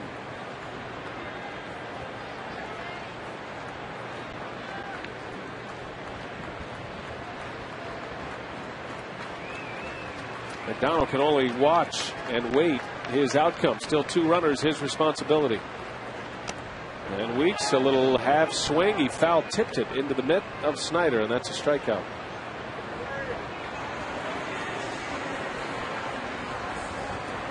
Cameron Lowe and Zach Braddock both in the bullpen. Randy Wolf and Northwestern Mutual invite you to drop off new school supplies August 27th through the 29th during the Brewers Drive for Charity. Receive a Randy Wolf pen with a donation. And for complete details, we invite you to call 414-902-4000 or go to Brewers.com. Corey Hart with 2 outs. 4-2 Brewers. And that one's down the left field line. That is going to go to the track. Scoring on the play is Lucroy. England has to hold at third while Hart strolls into second. It's an RBI double. And it's 5-2 Brewers. Boy, how quick is the bat of Corey Hart? Oh, boy, that bat just whistled through the strike zone. Boy, very quick hands for Corey, able to get on top of that fastball and rip it down the left field line. Check it out. Bingo. I mean, opens up the hips. That pitch went even a strike. Corey gets on top of it. He had some top spin on it. Little sinkage as it gets to left. A good play out there by Tabata to keep another run from scoring. Joe England had to stay at third base. That run will belong to McDonald. 4 runs in the inning. 5-2 Brewers with Ryan Braun at the plate and the 9th batter of the inning for Milwaukee. Hart has 2 hits and 2 RBIs.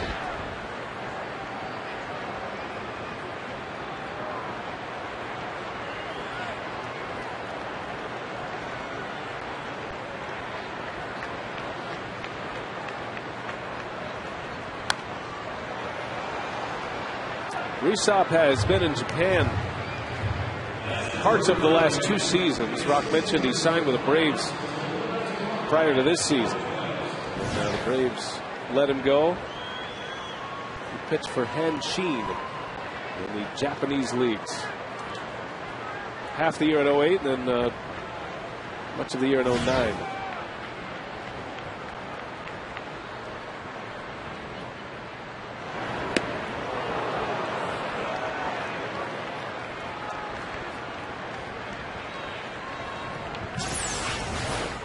Good breaking pitch by Rysop. That, not sure if that's a curveball or what that is, but that had some pretty good movement going down on Brawny.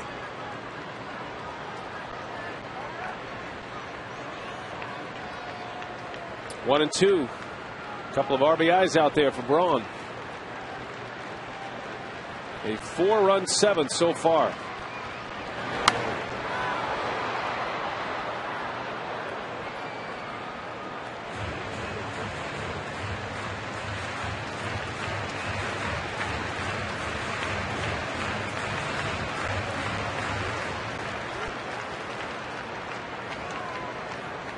Prince Fielder looming large in the on-deck circle.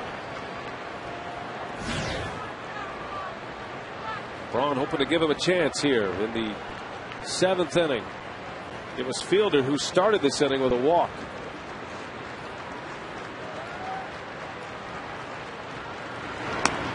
Just missed. 2-2. Rysop had some big league time with the Marlins, the Angels, and the Braves.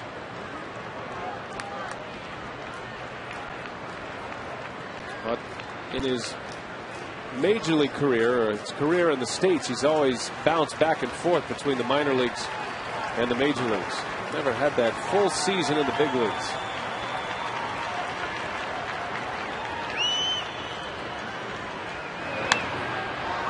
Braun just lays the bat on it.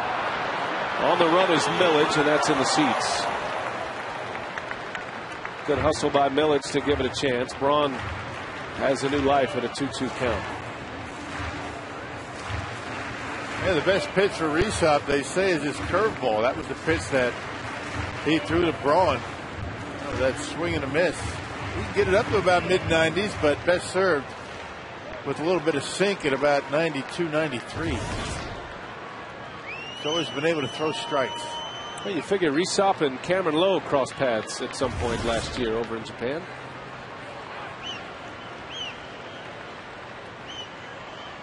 Lowe, like Rysop, was a power pitcher before he went to Japan. Rysop's fastball still has a lot more than Cameron Lowe's. Lowe's kind of evolved into a sinker baller. Nothing wrong with Rysop's fastball, and he gives Braun one right there, and he misses barely. 96 miles an hour. And it looks as though it's fairly effortless. I mean, not a big grunt and groan as he gets rid of it.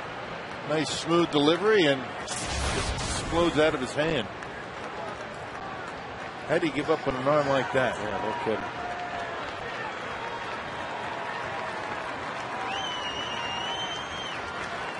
Full count, 2 outs, 2nd and 3rd. Braun had a good cut.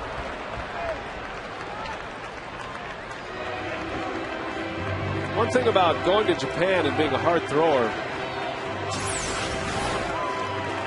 you'll just blow through a pitch count when you do that, because those guys over there, for the most part, slap hitters, foul pitches off, they can handle velocity. Right.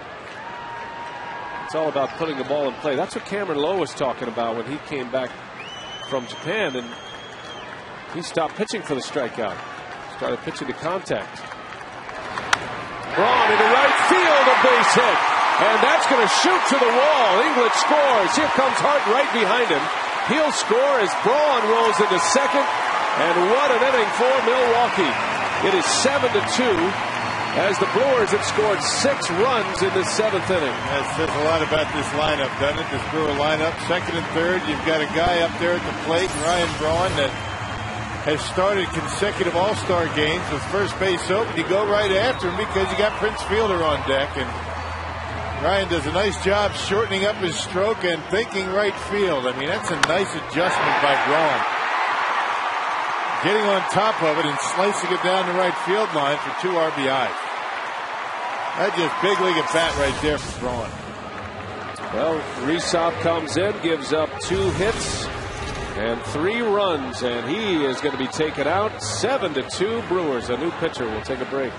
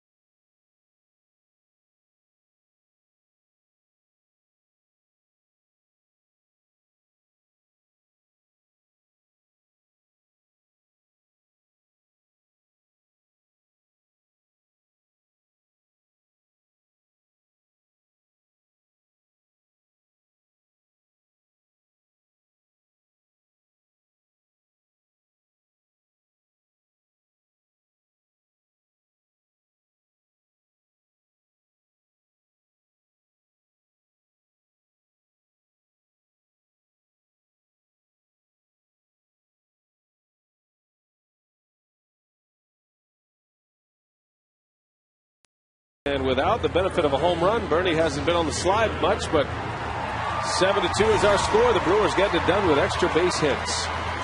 Escobar had a triple and an RBI, and then back-to-back RBI doubles from Hart and Braun, and now it's Will Ledesma on the pitch for the Pirates. And no shortage of arms in that Pirate bullpen. They're going 13 pitchers are the Pirates. Got a number of left-handers to go to. Has been scored upon at least once in his last 7 appearances, so he's had a rough time with it.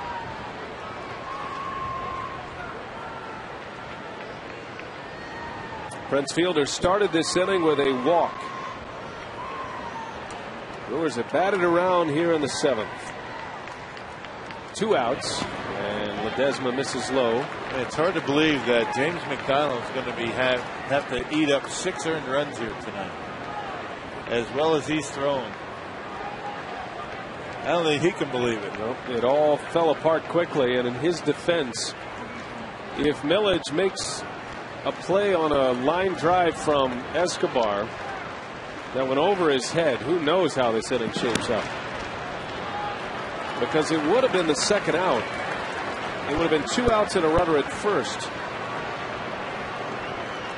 I beg your pardon. 2 outs and runners at first and second.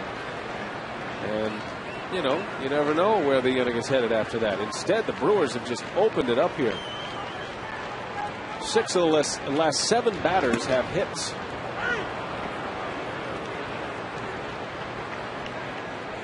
Brewers are 4 for 5 with runners in scoring position in this inning.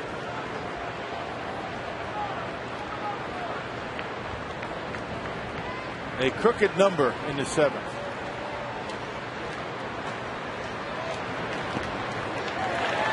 And Fielder draws the walk again. So Brent still giving the tough at-bat. He's at first, a base open over there. And now Casey McGee coming up. On September 7th, the first 25,000 fans 18 and older will get a free jewelry polishing cloth and coupon for a free gemstone. Compliments of Robert Hack Diamonds.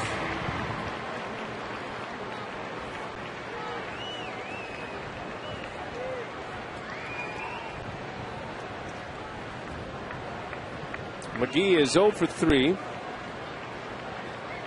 The club RBI leader. He's got some company now, though. Corey Hart with 2 tonight has driven an 81. McGee with 84. Both among league leaders in that category. As McGee just rips one. It's knocked down by Walker, and the inning is over. McGee thought he caught it in the air.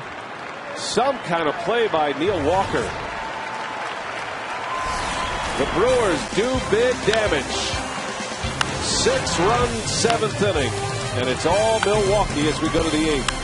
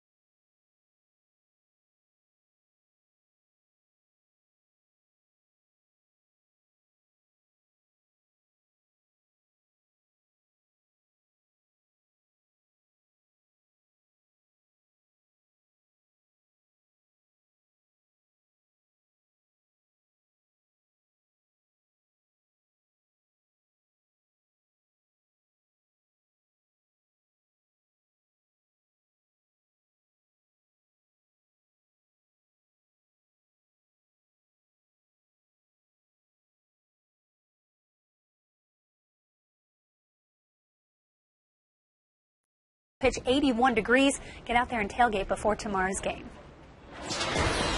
That is a very good call. And the fans, if you want the Brewers weather forecast sent right to your phone, you can text keyword forecast to short code 234234 and click on the link. Well, brand new ball game here at Miller Park. We went into the bottom of the 7th. The Pirates led 2-1. Now it is 7-2 Milwaukee. And Cameron Lowe is on the mound to pitch. This 8th inning, he'll face the top of the Pittsburgh batting order. Andrew McCutchen is 0 for 3.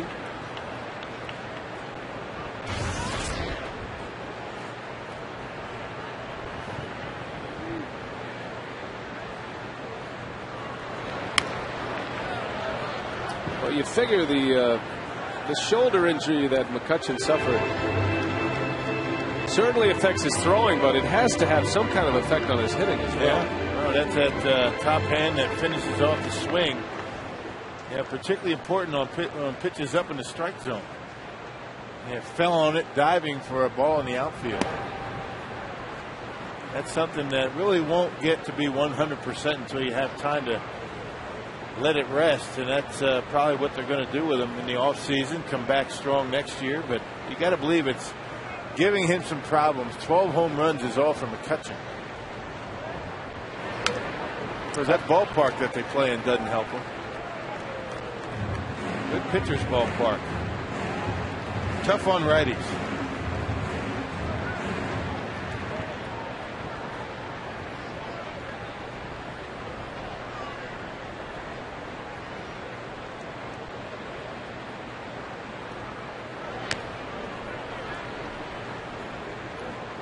Well, Chris Narveson was impressive tonight. He gave up 2 runs in 7 innings, just 104 pitches, and only the 1 walk to go along with 8 strikeouts. That's really the key stat for Narveson. Well, he was really only in trouble the 1 inning. That was the second. He did strike out the side, give up a run, I should say, on 2 hits. But he was in command all night. Narveson a chance to win his 10th tonight if the bullpen can take it the rest of the way. Cincinnati won tonight. Johnny Cueto pitched 8 innings of 1-run ball to beat the Cubs. So the Reds at the top of the National League Central, keeping the pressure on the St. Louis Cardinals, who are in second right now. Jay Bruce homered in 3 consecutive at-bats in that game. Now that's saying something. Yeah.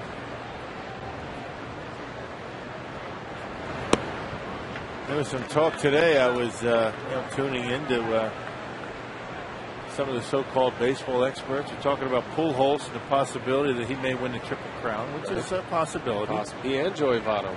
But they're saying that is it possible for a guy to win a Triple Crown and not be the MVP? And Joey Votto probably the odds-on favorite at this point to win that award, or one of the guys that they're talking about. That's an interesting discussion. Absolutely. That we will resume right after this. The U.S. Cellular text to vote question of the week.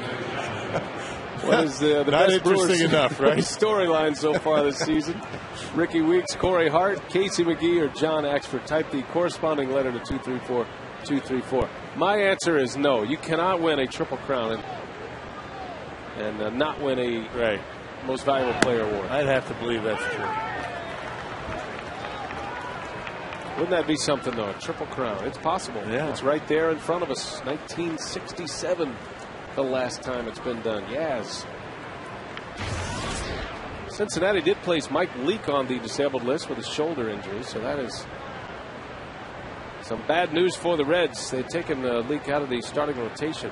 I tell you, again, back to the discussion about protecting starting pitchers and innings. You take Mike Leake, who's been starting all year. Here's a guy who's been on a routine. You throw him in the bullpen. He's a good pitcher. You know you're going to use him. Right. Changes everything. It's not just pitching. You're not just throwing a baseball. I mean, every major league pitcher will tell you to make that transition from a starter back to the bullpen takes some getting used to. Right. And you're out of your rhythm and your routine and what your arm has been used to all season long, and it cost him. And there's something to it. Injuries are part of the game, and the big question is, how much are you helping a young pitcher by protecting his arm? You never allow him to strengthen out, to That's what the old timers argue. You get down to the minor leagues, the guys aren't expected to go over 100 pitches, and then all of a sudden you get to the major leagues, and everybody screaming about why do you have to take him out after 100 pitches? Well, he's never been asked to throw much more than that, and the statistics bear it out. I mean, general managers will tell you that after 100 pitches, 120 pitches, it's the chance of injury increases dramatically.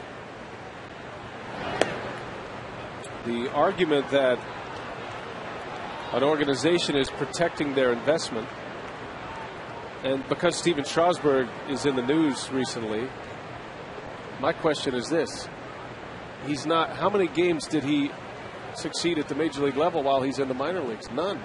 So the difference between him being injured, you could have never have known that an injury was going to happen. But the question is, do you continue to pitch? If you have an injury, you fix it and you come back. There's always comparisons with a marathon runner, and if you're preparing for a marathon, you build up to it. But there's a big difference. These are fast twitch muscles we're talking about as a pitcher, not a long distance runner. And it's a very unnatural motion to throw a baseball.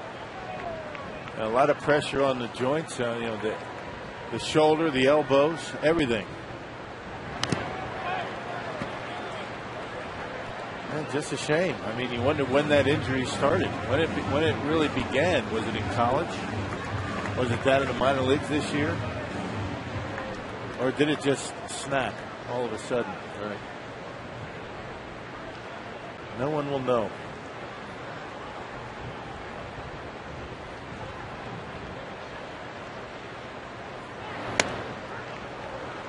Tabata walks. Cameron Lowe having a tough time, and that's one way to get in the manager's doghouse with a 5-run lead in the 8th inning to walk the first 2 hitters. And you can see Ken Maka not very pleased with his relief pitcher. Lowe pitched an inning on Wednesday, scoreless inning. Don't forget the fireworks show coming up after the game. FoxSportsWisconsin.com. And it looks like a great night for him. And Ken Maka not messing around here. It's one thing to give up hits with a 5-run lead. It's another altogether by when you walk the first 2 guys. We just figured Lowe just doesn't have it tonight. We will take a break. Zach Braddock is coming in. We'll set him up when we continue.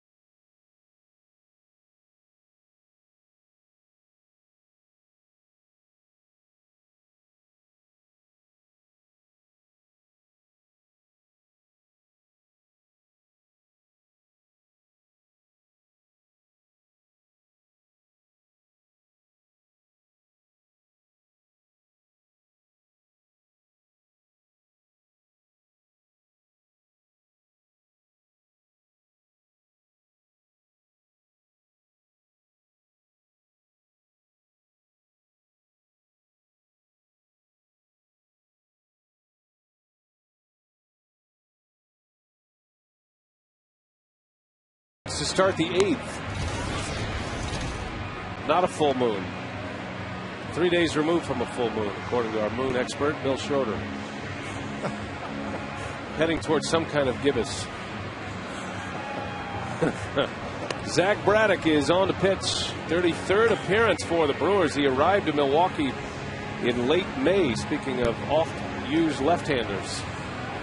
Hasn't been used that much lately. Ever since he had that little bit of an oblique issue, and they've been more careful when they bring him in, how often they use him. 33rd appearance, a 3.12 earned run average. You got a switch hitter, and then you've got a left-hander coming up, Garrett Jones. Tough night for Cameron Lowe. A control specialist who didn't have his control tonight. He's been terrific for the Brewers, but not his night tonight, and Maka recognized it quickly and gets him out. So a 5-run lead, 2 on with nobody out to start this 8th inning. And Walker at the plate. It was Neil Walker who was robbed by Escobar. That amazing play by the Brewers shortstop back in the 6th inning.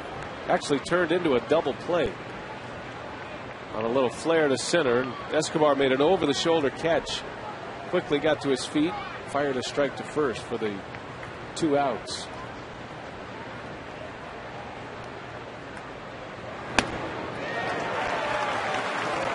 This was Walker's last time at the plate, and this is what happened. Escobar taking a sure hit away from Walker.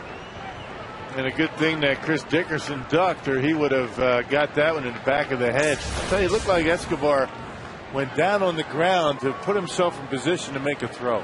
That was a tremendous play. One of the best of the year for sure. 0-2 the count to Walker. Got him.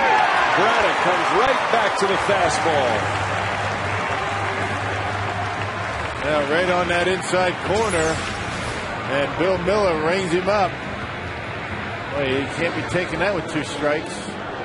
Home plate umpire gets the call.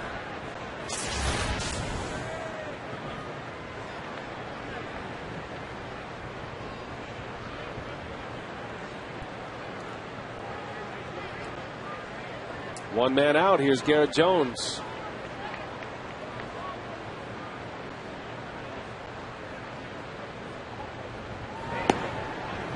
There was a trade today in Major League Baseball. The Minnesota Twins added Brian Fuentes to their roster. Got him from the Los Angeles Angels. Tough lefty. For a player to be named later. So that bolsters the Twins bullpen for the stretch run. Had 23 saves this year for the Angels. Last year he led the league in saves, did Fuentes. That is a big pickup for Minnesota. How does that happen? Cleared waivers. Man. Big contract. Nobody wanted him? One team wanted him. No news yet on the White Sox waiver claim of Manny Ramirez. You have to have a player on your roster by September 1st for that player to be postseason eligible. So you figure the Dodgers and the White Sox in some negotiations right now. Dodgers might not want to trade away Manny Ramirez. All of a sudden they're 5 games out.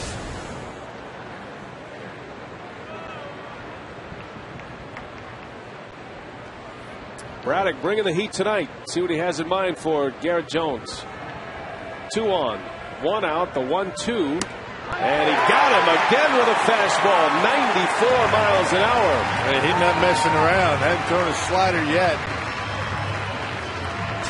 Boy, right on the corner once again. The same corner. It was the inside corner to the right-handed hitting Walker, and the outside corner to the left-hander Garrett Jones. So he's got that side of the plate down pat tonight.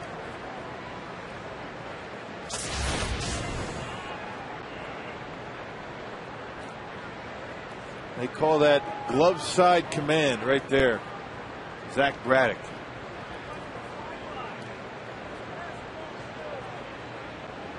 And the normally free swinging Pirates taking a couple of fastballs for strike 3.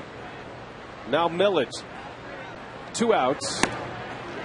And a fastball again, missed away.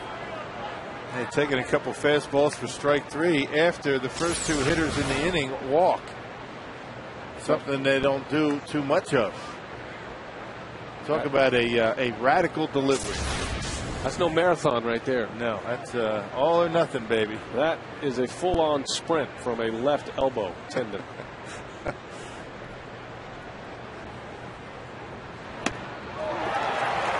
Milledge coming out of his shoes. And the harder you swing, the tougher it is to make contact.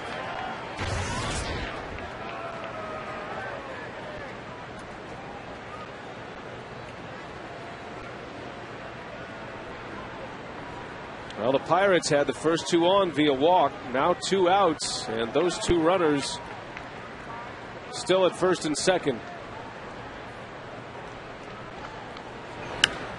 In the air, left center field. Back is Dickerson at the track.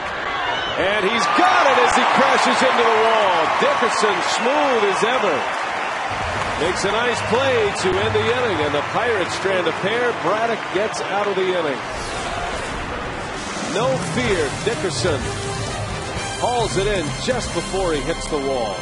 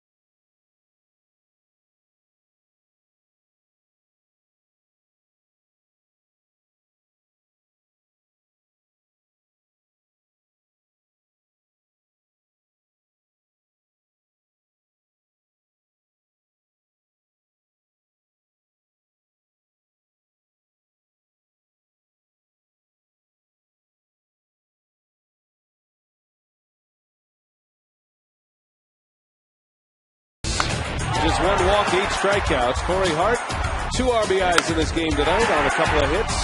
The Brewers scored 6 runs on 6 hits in the 7th inning. A great play, and I mean great play from Escobar in the 6th as well. And then he had the triple that really jump-started that big rally. It was a misplay in right field by Milledge. Escobar with a couple of hits. And Zach Braddock having a chat with Rick Peterson. Rick's dad, a former Pittsburgh Pirates executive. He was the general manager for the Pirates. Pete Peterson. Chan Ho Park, he started the year with the Yankees. He had 27 relief appearances for New York, a 2-1 record. Got claimed off of waivers by the Pirates on August 4th and made his Pirates debut on the 6th against the Rockies. Boy, how many years does Chan Ho Park have under his belt? Been around a while.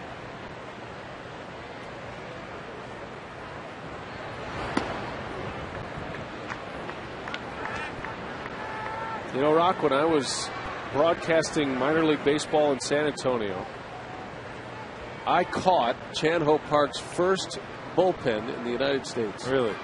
Well, I guess he had thrown a bullpen in spring training. But Bert Hooton was the pitching coach. And back then I was throwing BP and catching bullpen. I was just out of college. Fireworks detail, right? Fireworks detail. Right. That was long after my fireworks days. Tarp, you pulling the tarp. A year earlier, yes. Dickerson into center field. I don't want to just telling you the story just to tell you I caught him, but he threw a bullpen with a softball. Really? Straight over the top. Wow. And he was throwing a softball like 85 miles an hour. That's not easy to catch a softball, you know. Right. We're talking about, you know, a softball. It was yellow. And they would broadcast his games back to Korea. And he never made it out of the third, fourth inning, ever. And they all packed up and left. Packed up and left as soon as he was out. That was some kind of long distance phone bill.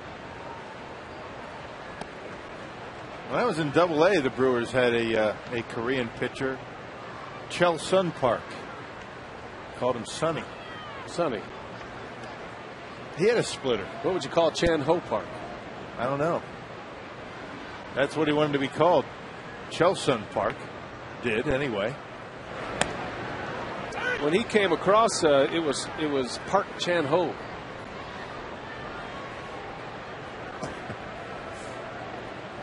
That was 1994. San Antonio Missions. It wasn't until they changed the arm slot of Chan Ho Park that he developed into the pitcher that he became. He was straight over the top. I mean, would just get tattooed on a nightly basis, even in Double-A. Well, he found it because he's had a 16-year career. Dropped him down 3/4, and it changed everything for him. And he had a great arm. That was a little intimidating to catch a softball going that fast. Yeah. My glove wasn't exactly equipped to catch a softball as Park strikes out Escobar.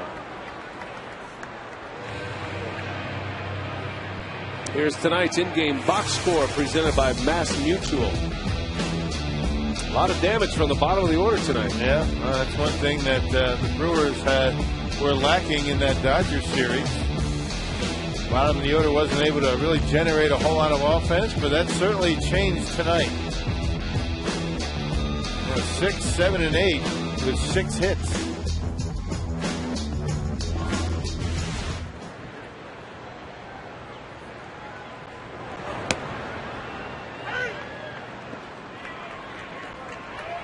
John Axford getting loose in the bullpen. Lucroy at the plate has 2 of those 10 hits. Had an RBI single his last time up. And he scored twice. He's 2 for 3.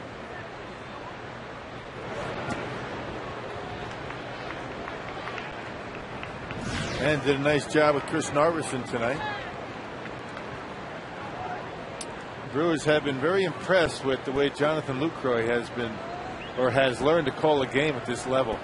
He's learned the pitching staff relatively quickly. He's certainly improved in blocking pitches in the dirt. That was something that he was having a tough time with early on.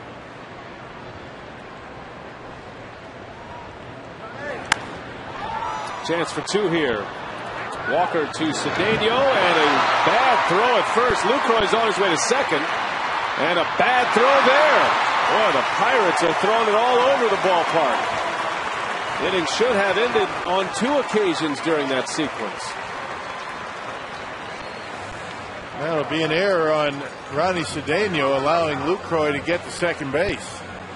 Boy, how's that not a double play? That wasn't even close at first base. Yeah, good shovel by Walker, and Cedeno, for whatever reason, not even close over to Garrett Jones. It comes right back to him. They had a couple of chances to get him.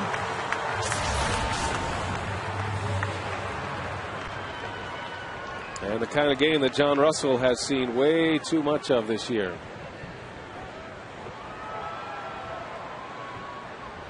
Carlos Gomez will pinch hit.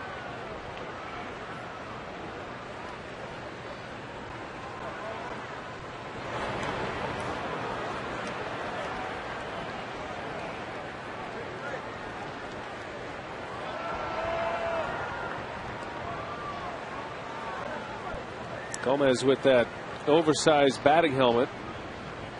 Missed a couple of weeks with a concussion. He said it takes a little getting used to. Feels like you've got a sombrero on your head. You see the edges. That's the big difference. Yeah, not used to having all that plastic wrapped around your eyes like that. A little extra protection just in case another one gets away and gets him up there.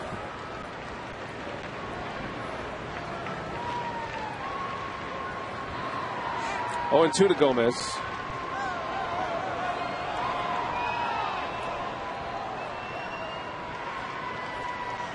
David Wright wore a similar helmet last year for the Mets after his concussion. Francisco Cervelli of the Yankees also wears a helmet like this. I think baseball would like to see all major league hitters wear the oversized helmet. Remember in the All-Star game, guys like Ryan Braun, matter of fact, just about all of the All-Stars wore the model that is between the standard batting helmet and what Gomez is wearing. There's one in between as far as size goes. Yeah, Gomez down on strikes. The inning is over. 7-2. The Brewers lead it. We are headed to the 9th. Last call for the Pirates.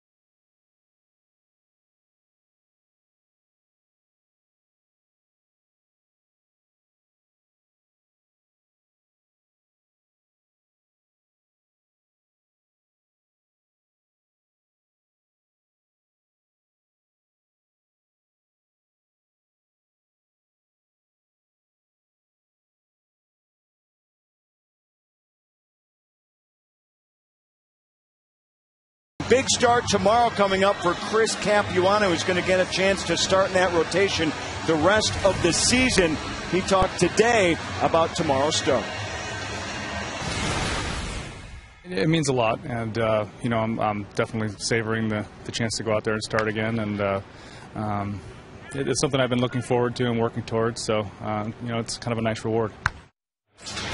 So Cappy's going to make his 3rd start of the season tomorrow night against Zach Duke, but his first start at Miller Park in more than, well, 3 years just about. It was back in September of 2007, of course. 2 Tommy Johns. It'll be interesting to see where the lefty's going. His velocity sure has been increasing over his last several appearances. He told me today part of that's just the fact of getting through 2 of those Tommy John surgeries. Now he's feeling about as strong as he has in a long, long time, Brian and Bill. Yeah, and Capuano will match up tomorrow against Zach Duke. So a pair of lefties who feature change-ups. And the increase on the velocity of the fastball for Capuano has really made his changeup that much better. So he'll get his 2nd start of the year against the Pirates. John Axford is on to pitch. Delwyn Young is pinch hitting for LaRoche.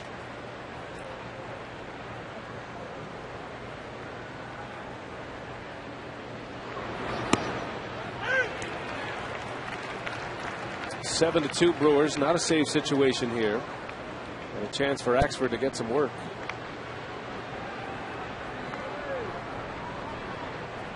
Don't forget fireworks after the game tonight. And for those of you at home, you can actually watch it online. You can watch a live fireworks show from Miller Park. So we keep you a part of it during the game and after. It's going to be streaming on FoxSportsWisconsin.com.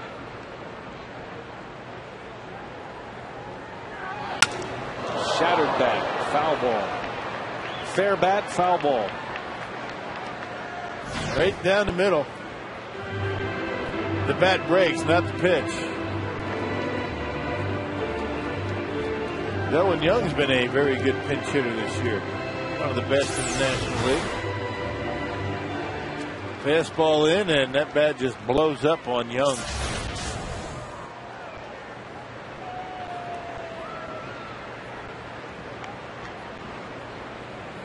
Two balls, two strikes. Zach Braddock came on, did a nice job in the 8th. Retired the side in order with 2 on as Axford strikes out Young. So Braddock and Axford have combined to strike out 3 of the last 4 hitters. And 5 of the last 6 outs have been strikeouts by Brewer pitching. High fastball, and Young comes up empty.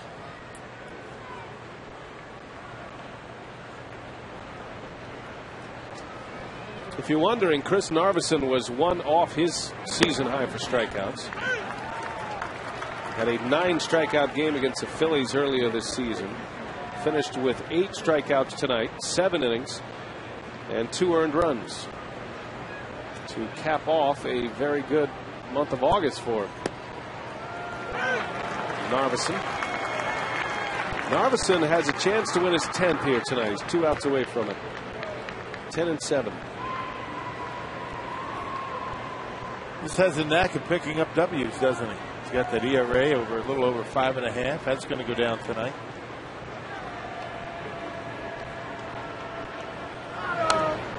Narveson had a great month of September last year. And he's hoping to repeat that this season. Maybe he is a late season pitcher.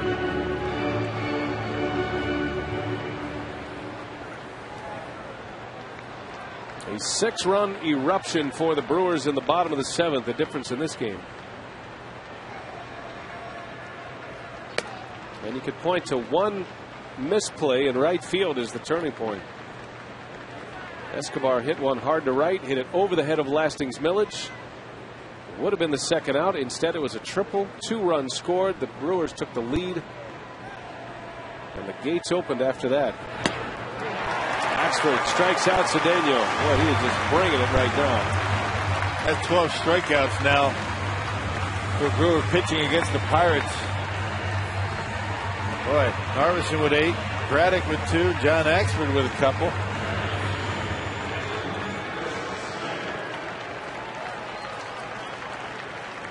Two outs.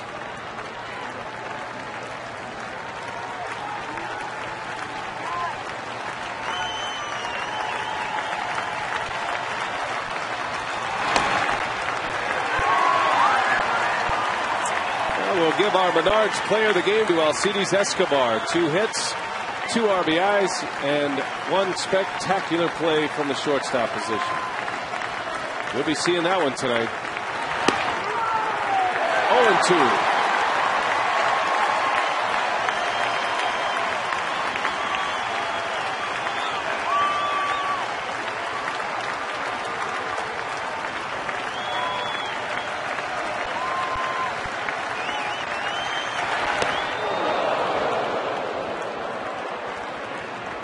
For dramatic effect. And I'm sure that's got Snyder's heart fluttering a little bit. 96. Tomorrow we're on WMLW, 6 o'clock airtime. Game 2 of the series. Snyder, did he go? No, he didn't. Count evens at 2-2. Just able to hold up on that slider, and a good job by Lucroy to keep it close.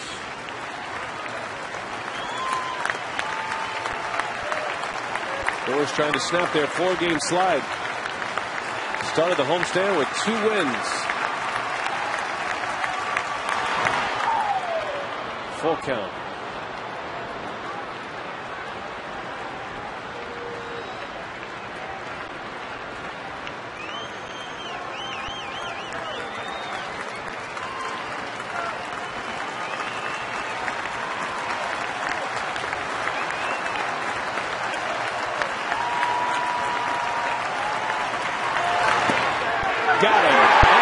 strikes out the side in the 9th. And the ball game is over. The Brewers win. They beat the Pirates 7-2 thanks to a 6-run 7th inning. Chris Narveson picks up the win. Jason McDonald the loss. And the Brewers are now 3-3 on the homestand.